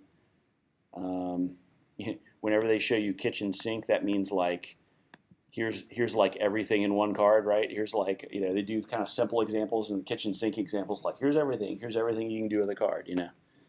So that one's a little more complex, but just a little snippet of information like this, just a little kind of container. That's all it is. And it shows you kind of what you can do with it. If you see something you like, the main thing I would say is scroll through here, and as you're starting to think about like the mini project that we're going to do tomorrow, and then the main project for the end of class, if you're thinking about like, envisioning sort of how you want your site to look, it's like come through Bootstrap, see if there's already like a component, see if there's already something that like, that gets you pretty close, that they already have, like a little widget they already have, that'll enable what you're trying to do. Yeah, this is what Apple's website looks like. Yeah, pretty much. Yep. So carousel, right? Y'all have seen these, I'm sure, all over the internet, right? Like slideshows for images, carousels. Like you can either automate them; they can kind of like run on a timer, or you can kind of click to do them. Boom, carousel control, right? That's all it takes. And then you dynamically put your image content in there. You might use JavaScript to dynamically put some pictures in there. That's it with indicators, right? So it shows you down here, okay, I got my indicators. I kind of know how many slides I have, right? These are all just variations, with captions. Okay, now my captions are changing here. So generally the documentation will kind of show you this. I want to do a little fade in, fade out on my pictures. So generally, that's how the documentation will work. It'll kind of show you like the simplest example, slide only. What does this look like? Okay, this is pretty small, and then it's like fancier. Let's add some controls. Let's do some indicators. Let's do some captions. And it'll kind of get more and more complex examples in each of these sections. Let's do, before we get too far into this, is everybody kind of ready for a break? All right. Let's do a 10-minute break, and then we'll kind of keep going through the rest of the Bootstrap stuff. Like I said, I'm going to kind of skip around. I'm not going to go over all the different things, just kind of the ones that I think are the most helpful, the things that we use all the time. And then we'll get into a little bit of the JavaScript stuff in Bootstrap before lunch, and then take a break, and then we'll do some API stuff and some practice later on. So we'll start back up at 10:25.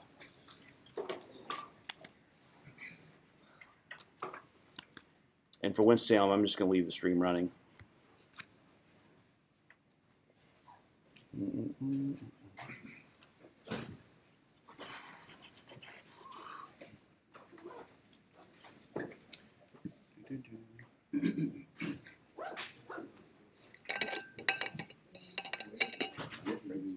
Carousel with the I actually saw that link right there, and I was like, okay.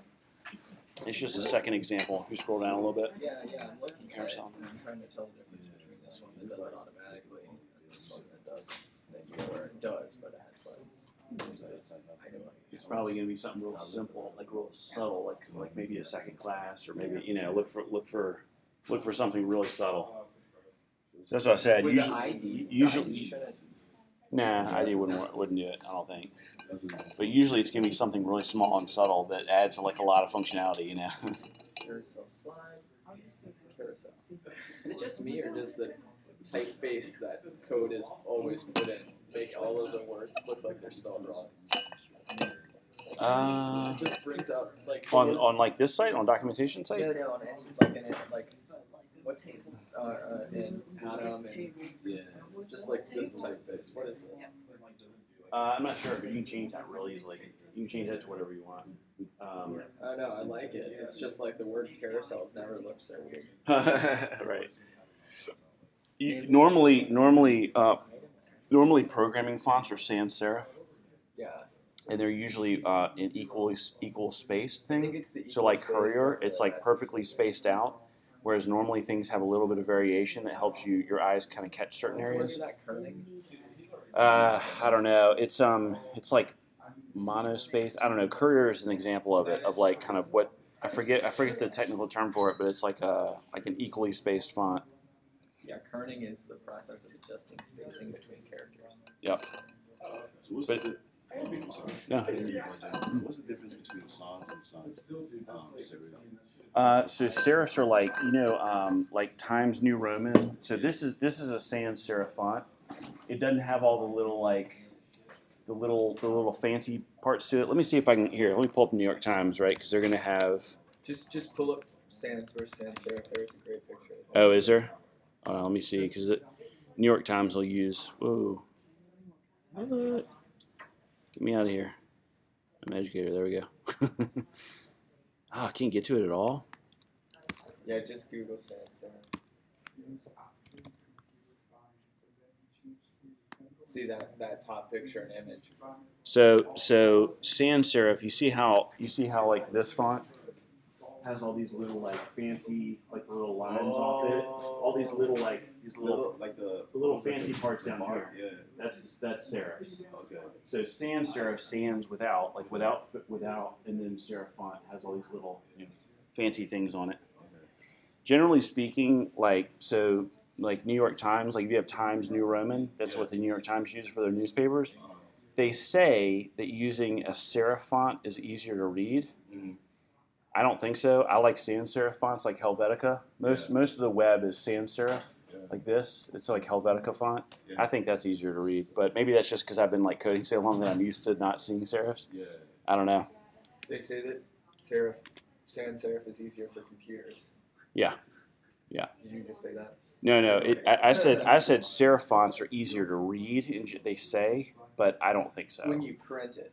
When you print it, it's easier to read. Yeah, I forget why. I was reading a thing about it. I think your eyes just there's more variation, so your eyes can catch the differences between letters easier. But I'm so used to like programming in a sans serif font that I think that's easier to read. I don't know. Just cannot find what the difference between these two things. Div, class, carousel, carousel, active item, active, slide, carousel. And also, I'm curious, how does like these companies create these languages? Do they like use like a sharper language, like C# to like create Bootstrap, or like how do they like make it so that like the computer is able to read it? If you understand what I'm trying to say. Bootstrap is just CSS and JavaScript. So like, how do they like combine it for it to like even like the button primary? Uh-huh. How do they code it so like like when you type it in, that's what comes up? Oh, you mean like in your editor? No, like for them, like how do they like just like put it together for it to be like a thing? They just made it up. They just design. I mean, they use the same skills that you already have, like CSS and JavaScript, to define what that button looks like in CSS. Okay. And then they have a little bit of JavaScript that handles like the click events, but it's nothing. It's everything you've learned this past week is what they used to create that framework. So they just make it simpler. Mm-hmm. They took like the common patterns. I mean, the nice thing about Bootstrap is it takes like a lot of common patterns of what people were doing manually in CSS and just gives you like a starting point to like use it. Instead of like you could create all your buttons and make them look a certain way or whatever, or you could just import their thing and like it just looks nice. Say it's just a starting point, time saver. And a lot of times, like designers will use Bootstrap and the grid Mm. as a starting point, and then they'll create like a theme, which will make Bootstrap look even nicer. They'll kind of give their own flavor to it, essentially, which is why you've got like button primary and button secondary. It doesn't like assume any different kinds of colors, but it assumes that that's the primary button I'm going to see on my site. It's like the secondary button. It gives it more of like a semantic meaning versus a static like color, it's going to be blue or going to be whatever. It allows designers to say all of my primary buttons, all the primary things that mean like an action button to my users might be green or orange or whatever, and they can sort of style it that way. But it means that it keeps it so that all the things that the developers primarily intended as like an action button will all be styled that way. Okay. Yeah.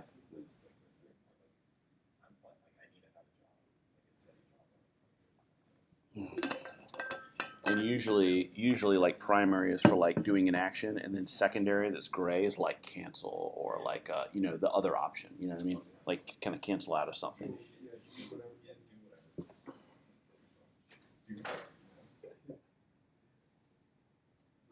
So my roommate is long ass essay. It's like 4,000 words describing literally what he feels and what led to all the events happening. I think that's one. That's pretty smart. Data target. Hmm? Data target, data to, data slide to. This is all stuff that they put in their thing. What's that? On the with indicators, they have like the click along the bottom of the slides to go to choose which slide you're going to, and it's got a data target on your list item. Hold on. Sorry. Hold on for just a second. Hold on. Sorry. All right. Sorry. So the data target what? It's just like this list item has what's the word for like class ID? What are all those called? Attributes. Attributes. Yeah. So it has an attribute data target. Is that CSS then? Data attributes are kind of special things. You'll see them throughout Bootstrap, and we'll look at those like when we start talking about like the JavaScript aspects of it. Uh-huh. It's just ways of telling. You can think of it almost like a way of stuffing like a variable. It's like a way of stuffing data into an HTML element that you can like reference from other code. So whenever you see data dash something, it's called a data attribute, and they're special because you can in jQuery you can say whatever, and in parentheses data, whatever the data type is. You can do .data and then like whatever the name after the dash is, and get like the value of it. Can I make my own attribute? Yes, but that's kind of what data attributes are for. Is if you need to kind of like make a special one, you do data dash something, give it your own meaning, and then you can select it using jQuery. You can set it. You can read those values out. You can set those values, and it's sort of a way of like. When you talk about Angular later, talk about like data binding and having bound elements to your data. That kind of concept sort of goes away a little bit, but like in jQuery, if you want to manipulate some things, it's a way of like stuffing data into attributes so you have like a kind of like an ID, like where you go back to it, and you can grab data out of it or you can reference it a certain way. And for a lot of the things in Bootstrap, it's a way of saying it's a way of tying in kind of functionality as to what it does. Like they'll have roles. They'll have different like collapsible areas that'll have like data attributes on them that'll tell it like kind of where the target is. Like when I click something here, like roll this up, roll this section up, or hide it. You'll see what I mean when we go over the JavaScript stuff. I'll show you some examples of it. I feel like setting my own attribute is the solution to the stupid time requirement of the my mole game. That's dope. Yep, that'd be one way of doing it. Yeah. Is it a stupid way of doing The one no, but I will say the one. Think if you having trouble with like timing and stuff like that, if you think about like your game loop as a set interval, right? Just one big set interval as your game loop, your timing loop. then when your moles are popping up, you can do a set timeout as they are created, where they will remove themselves, essentially take care of themselves if they disappear before you click them. And if you set those set timeouts to a variable, if you click on them and you're kind of like killing them and getting a point, you can have that kind of cancel the set timeout and sort of make them go away before that. The variable has to be tied to the ID of the mole. Potentially, yeah, depending on how you're doing it, yeah. Remember, you can have when you get a selector reference to an element, you can assign all kinds of functions that will after a certain period of time, it could like remove it. It could do different things. Once you've got that reference, so think about how to store the reference of that thing as you create it. That's kind of the key to keeping track of all your game state.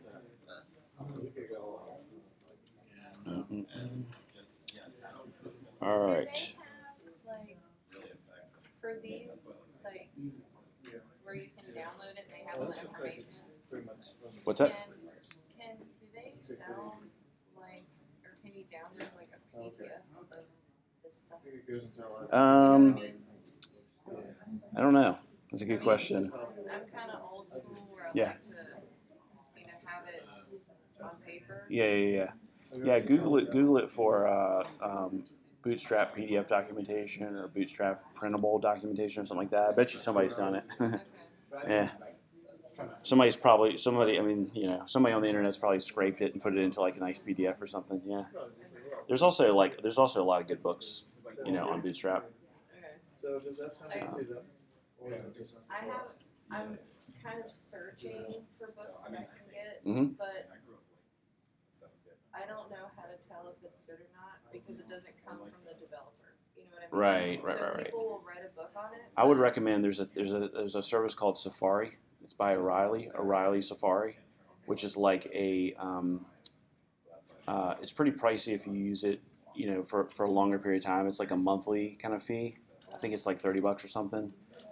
But it's a good way of like, as you're learning this stuff, like you have access to all of their books. It's like their whole library of a library full of technical books, and they're all up to date. And you even get ones that aren't out yet that kind of people are working on. So like cutting edge technology, and that's a good way of like trying out a bunch of them, right? Instead of going and buying a book and you're sort of stuck with it, you can like go and open them up and read through them. And so like how Netflix used to do, where they would send you movies. Kind of. Yep. Except you have all of them. It's more like the Netflix streaming library. You can just get to anything, anytime. And that's a good way of like going through and figuring out like what authors you like best, like which ones kind of work the best for you. And then even if you shut down that account, you'll kind of have like an idea of like which technical books you like best if you go buy individual ones. But I think you'll find that like if you're like me, when I was starting out, I bought so many technical books that like the price of that, if you buy one per month, they're usually like $30. If you're buying one technical book per month, you might as well just use the subscription. You have access to all of them. Yeah. Hello. Hey. Yeah. Now we're rolling. We're gonna do a little bit more Bootstrap and then let them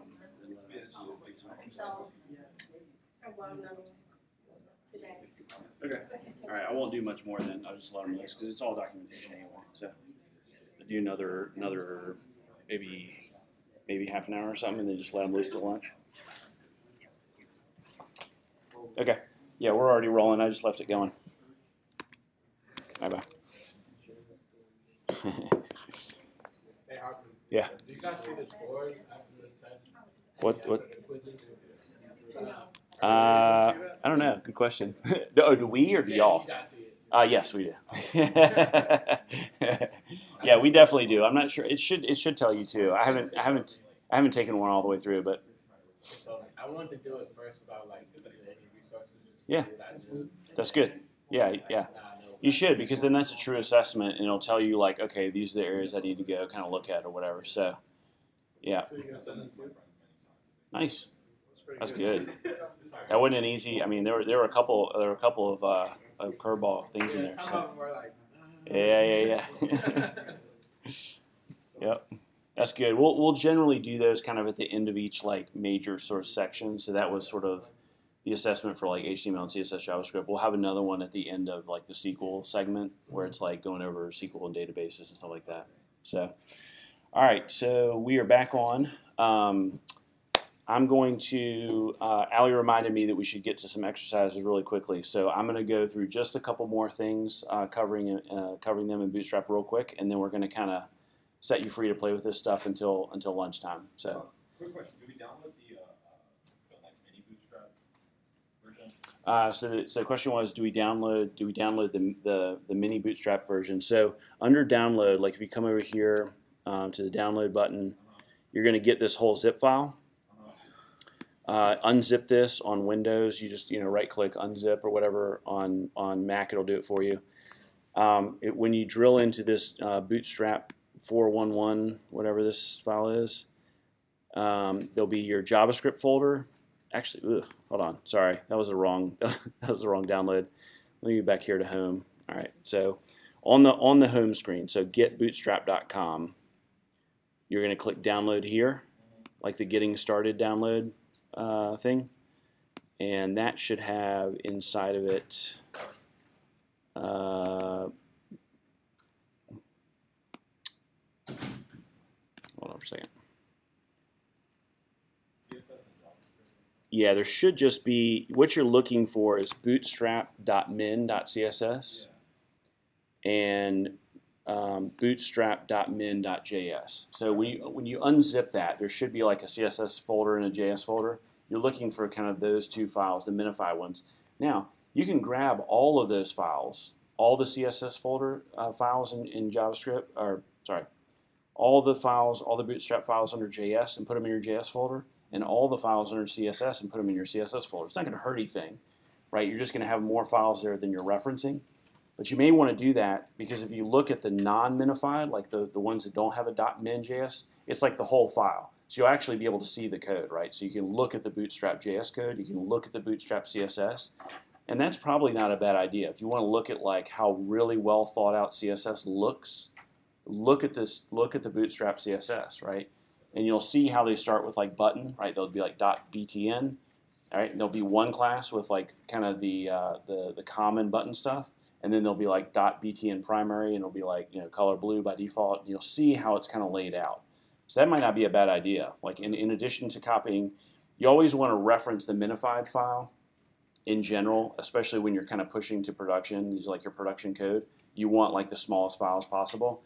When you're developing locally, and especially when you're experimenting and looking at and learning and looking at things, generally you want the bigger files, right? So you can kind of, in JavaScript, you can like set a breakpoint and kind of see what it's doing, like walk the step through it.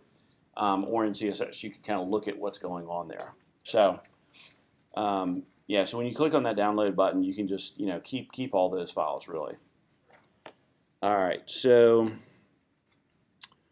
where were we? We were kind of looking through some of the components, and I'm going to run through these like super quick to be done by 11-ish so that y'all can start creating some pages and doing some of this. And we'll have a little bit of time hopefully later on this afternoon to do that too, and then of course like all day tomorrow. You'll be adding in Bootstrap and kind of creating sites and all that stuff. So you have plenty of time to use some of this stuff. All right, so collapse real quick.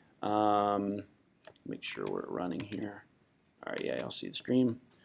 Collapse hides content, and collapse shows content. These are see this right here.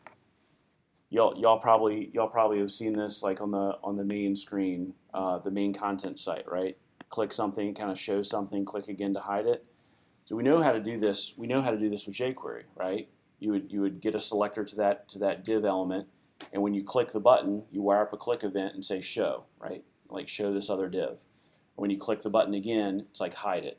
It's like, yeah, you could write all that stuff, but instead, again, just by creating some classes and just by saying, setting some hrefs here and all these little attributes, you can have that just sort of automatically work, right? So this is kind of where I was telling you that just by adding classes to certain elements, if you mark them up with the right Bootstrap classes, you kind of gain some functionality for free, some actual JavaScript functionality. And all Bootstrap is doing on the back end here is basically saying, see how this ID of this little div down here, let me open it up so you can kind of see. All right, so this little div right in here has an ID of collapse example, right? And this button up here has an href of hash collapse example. So it's a way of just kind of like pointing to that other one. And then by giving it these data toggle attributes and different things, it's basically saying, what do I want to do to this? I want to toggle it, right? So click it, opens it, click it again, closes it. You'll see a lot of this throughout Bootstrap. We haven't really talked about data elements. It's come up a couple times with some of you asking questions about it, but anytime you see data dash, this is a special kind of attribute called a data attribute. You can make these yourself, right? You can make things that don't even exist. I could say data dash Harper equals whatever and put something in there. Then with jQuery, I can say grab me a selector, grab me a reference to this A tag, and then do .data, and in quotes Harper, and that would give me the value I've got out of there. So think of it as a way of like stashing extra information about an element. Usually it kind of tells it how it's going to work, or it has like a little bit of data stashed in there that you can kind of get and set using jQuery. You'll see that a lot more.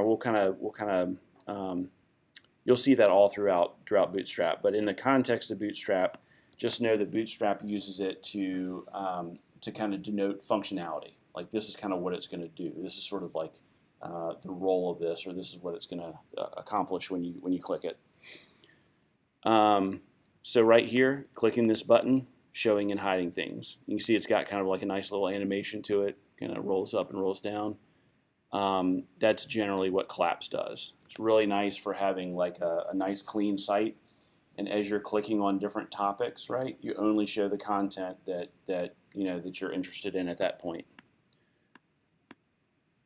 And then this is just two different ways of doing it. You can either have an A link, anchor link with an href, or you can have a button that has data-target, collapse example. These both do the exact same thing. And you'll notice here again, I've got an anchor tag, and just by putting that class button primary on it, it looks like a button. All this is a link right here.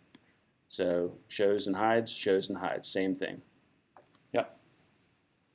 Would you need one more than the other for a certain situation? You mean the button versus the link? Yeah. Okay, so the question is, would you need the button or the link one more than the other for different situations? Not really. It's just showing you two different ways to do something. It's whether you want to use an actual button or an A link styled as a button, it doesn't matter. It just shows you if you're using an A link, you kind of have to add these attributes to get it to work. If you're using a button, you use these other attributes. Most of them are the same. This one's using an A href. This one's using a data target. Using an A href like this might mean that you can use an external URL that'll kind of come to this section, right? Because all this is an actual target. You know how the anchor links work as a target. So maybe if you wanted to kind of jump to that point in the page, you could kind of do it that way. I don't know. But yeah, they pretty much functionally identical as far as like opening and showing, closing those things. So multiple targets. So I'm clicking and showing one element, second element, and then toggling both at once, right? And then it shows you how to do that here. Accordion example. This looks exactly like the weeks in the course content, right? Kind of click on the week name and the little sections show up. All the course content was done in Bootstrap too. So when you download that, it's like take a look at how that's styled. It's just using Bootstrap for all the buttons. That's why all the buttons look that way. So this is a nice little way of doing kind of like inline things. And you'll notice as I click on one, the other automatically closes, right? You can change that if you want. and I may have it, well, I don't know if they have it down here, but there are ways that when you click them, all of them kind of stay open. So there's all kinds of different little variants. Y'all remember events. I'm going to jump in just real quickly into events. Y'all remember events from the other day, right? There's click events. There's like on hover, on focus, all the different jQuery events. These are events that have to do with these Bootstrap components specifically, right? So show BS collapse. This event fires immediately when the show instance method is called. So when I click on something and something shows up, it's gonna call that event. So I could, when I clicked on something and it opens, I could make an alert pop up or whatever, right? Show BS collapse. When I click on something and it and it goes away, what do I want to do? I might want to do an event there. And then same thing, hide and hidden. So, and it'll show you when the event fires. This is all it looks like. So whenever you've got the div that you're collapsing, right? Again, this is just jQuery. You're selecting it. My collapsible. That's the div. On means add this event. Add this function on this event. So the way this reads is find my collapsible div. And then when this event happens, right, when I hide it, when I smush it up, do something. Do this code. Same thing as a click event, right? It's the same. These are all just events. It works exactly the same way whether you're talking about clicking a button or changing a drop down or hiding or showing these things. These are just the events that Bootstrap has decided to expose to the developer to say when these things happen, you can kind of wire into this. You can do something special. When I collapse something, I might have a console log that says collapsed. When I open it, it might say opened. Just like the events that we looked at with jQuery. Drop-down lists. These are drop-down buttons. You kind of like this might be useful in a menu, right? Where I click on something and within the same button I can do 3 different actions. Shows you how to do that, right? Div, class drop-down, bang, turns it into a drop-down, right? So most things are going to be kind of a basic element, like a button or a div or whatever, just by adding that class and adding a couple of couple little attributes like this, data toggles and these things out there. All of a sudden it turns into something different. It takes on new functionality. You can do it with A elements too. That's how you do it with those instead of with buttons. All my different colors, right? Primary, secondary, success, same kind of pattern over and over again.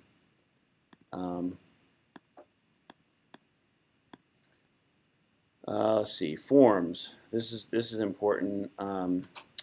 Your form elements are just going to kind of look a little bit nicer when you add Bootstrap to your forms.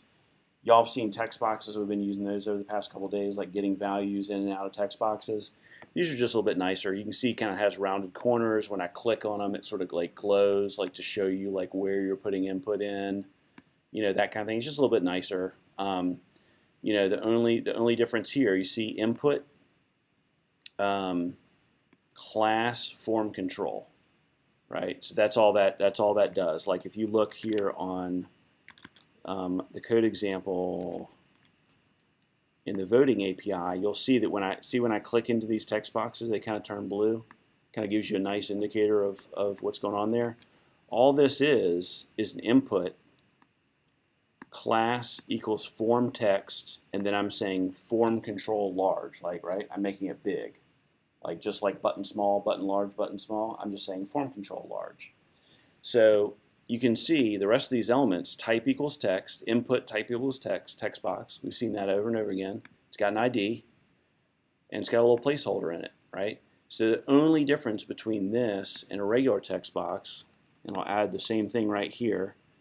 So API name 2, I'm going to take off all the classes, right? Look at the difference, right? That's the exact same text box. Just by adding those classes to it, it gets bigger, and it gives it like a little, a glowy thing around it.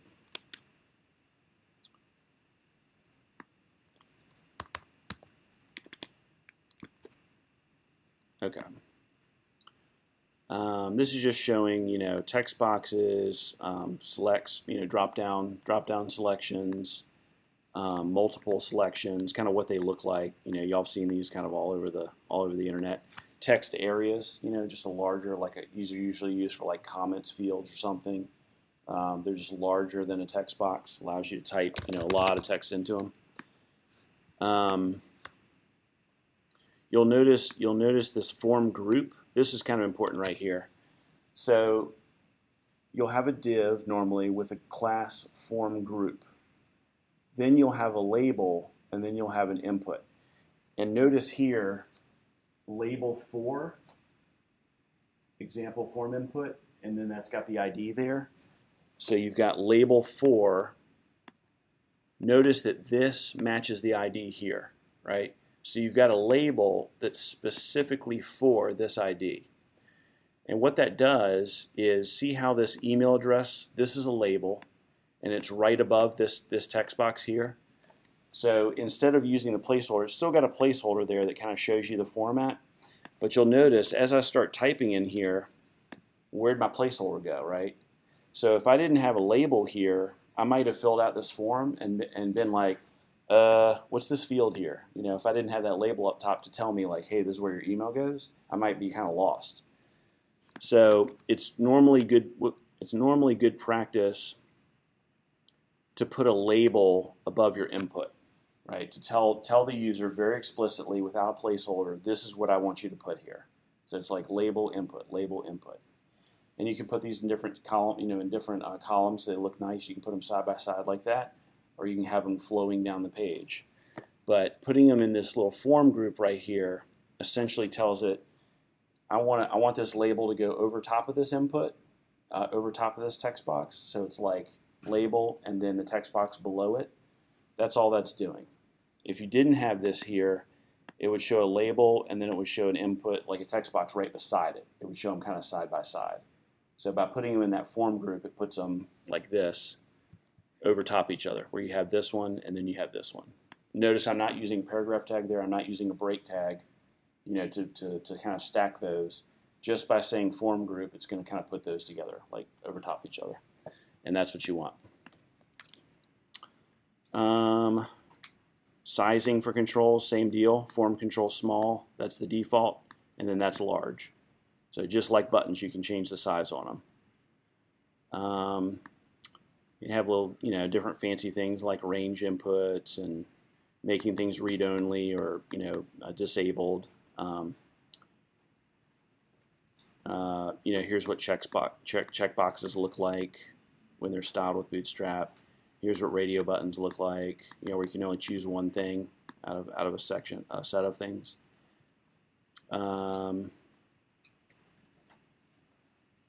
There's that form group again, where you've got label, input, label, input. It's a good practice. Kind of shows you how to stack those up.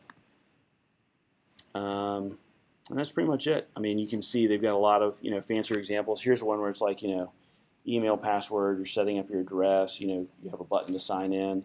That's all this is right here. That's how you would do that whole form. A little more complex, but that shows you how to lay it out. You see how these things are laid out. These are side by side. This one takes up the whole line. This one has city, state, and zip kind of all in one row. Well, remember, city, state, zip. Here's city, state, zip, all kind of side by side, and look at what they are. Look at what they're in. Columns, right? Column, column, column, and they're in a row. That one's just a special one called form row, but it's the same thing. And that puts them kind of side by side like that, kind of spaces them out nicely.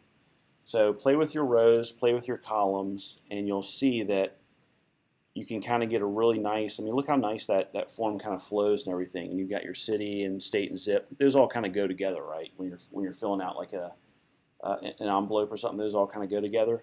So that's what they're doing here. They're just doing a larger cell for city, a medium-sized cell for state, and a small cell for zip. Kind of page layout. Let's see, forms, input group, Jumbotron, modal. All right, let's talk about modals real quick. Modals are ways of doing kind of pop-ups. So a lot of times when you're doing like validation, you have like a little pop-up. Instead of using like the JavaScript alerts, you want something kind of a little bit nicer, prettier. And that's where modals come into play. So you can close these out. Click on close and they go away. That one's not active, but yeah, here we go. Live demo. So this is what this looks like, right? So just with this code down here, when I click on this button, I can have a title, I can have a little bit of information, I could do like a save. This could say, hey, you really sure you want to save this to the database? And I could say, nah, I don't want to, or yeah, go ahead and save changes, right? So it could kind of be a verification modal, and you close it out by clicking close or clicking that little X button. And this is all it takes right here to do it. Not a whole lot of code to do that. If you were doing this, with HTML and CSS and jQuery, but from scratch, it would take a lot more code to kind of get something that nice working, where it kind of like fades in and kind of comes down from the top and fades out, and all that animation. Just add a couple classes to your elements, and you got it.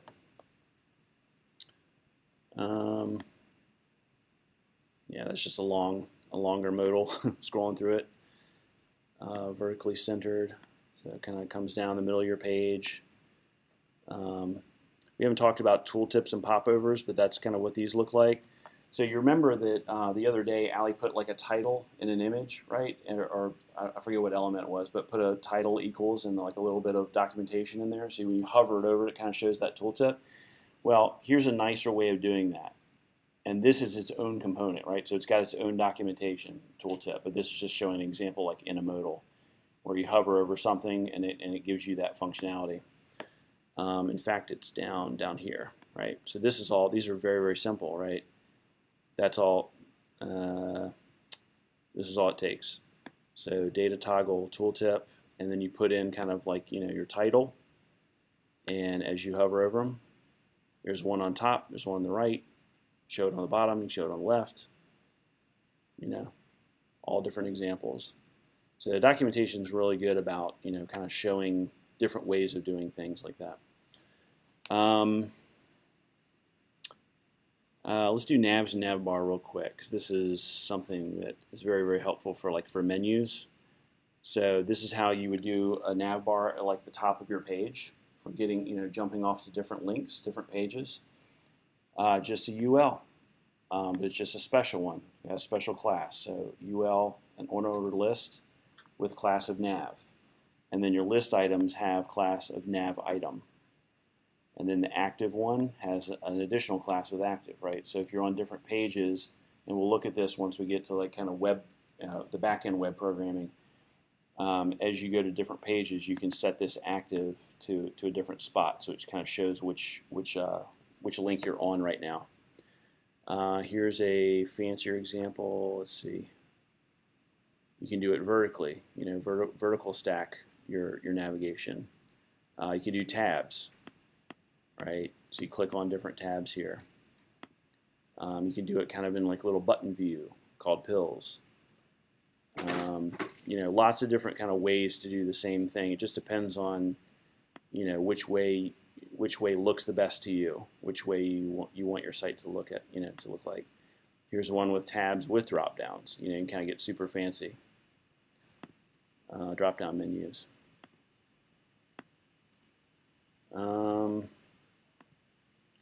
Here's a way of having tabs and switching between content, right? So you imagine like having one big div, and as you click on different topics, like the different things fill in. It's a good way to kind of save space, right? Have lots of sort of hidden content on your page and be able to switch by just hitting those tabs. Same thing here with pills. Click a button, content changes. Let's see what else is useful. Nav bar. This is a little bit more of like a full menu that you would have at the top. You can put search functionality in there. This would be kind of, nav bar would be like the very top menu of a website, where you've got kind of like detailed drop-down menus and maybe some search functionality and maybe your logos in there and that kind of thing. So this is a little bit more involved. The examples are a little bit more involved, but there's not a ton to it. Let me find a good one drop-down menu here. Yeah. There we go. All right, so color themes. This looks like closer to a menu you might see on a website, right? It's like, you've got all your different main kind of links and a search functionality, and and you may have like a logo over here in the corner and sort of the name of the application. So kind of gives you a closer representation of what you might see out there.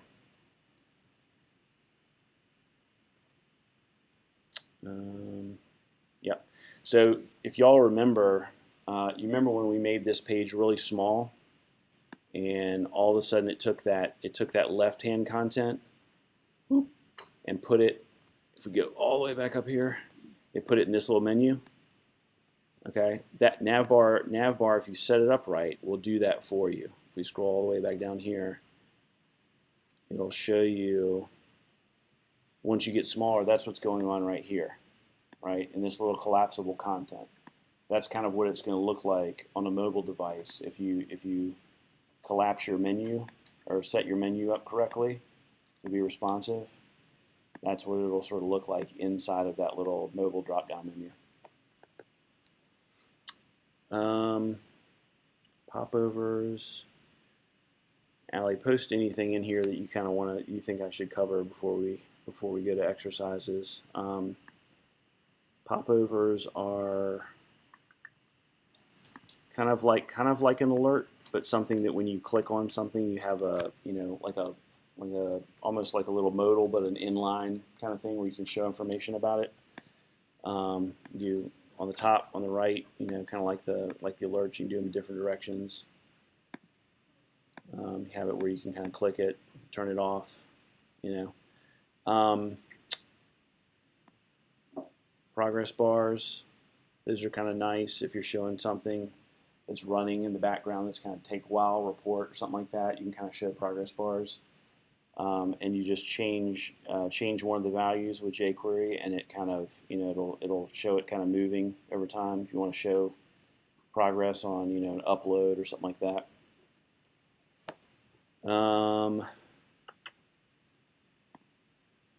Scroll spy. This is kind of like as you're scrolling through content, you can kind of it's like a little way to bookmark where you are in the content. So as you're scrolling down through this, it's sort of a way of tracking where I am, like in almost like a table of contents type thing, and then you can sort of click on it to sort of jump around. That's kind of nice if you're doing a an inline table of contents essentially. Those are kind of the main components. Those are sort of the main CSS components. Let me see if there's anything else that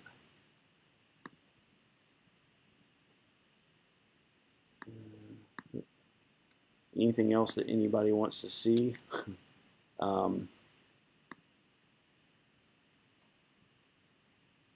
Those are really the main components. Those are the things that you'll use over and over again. Kind of the form elements, buttons, the grid layout, alerts and badges and things like that. And you just mix and match them, put them all together. Documentation's really good.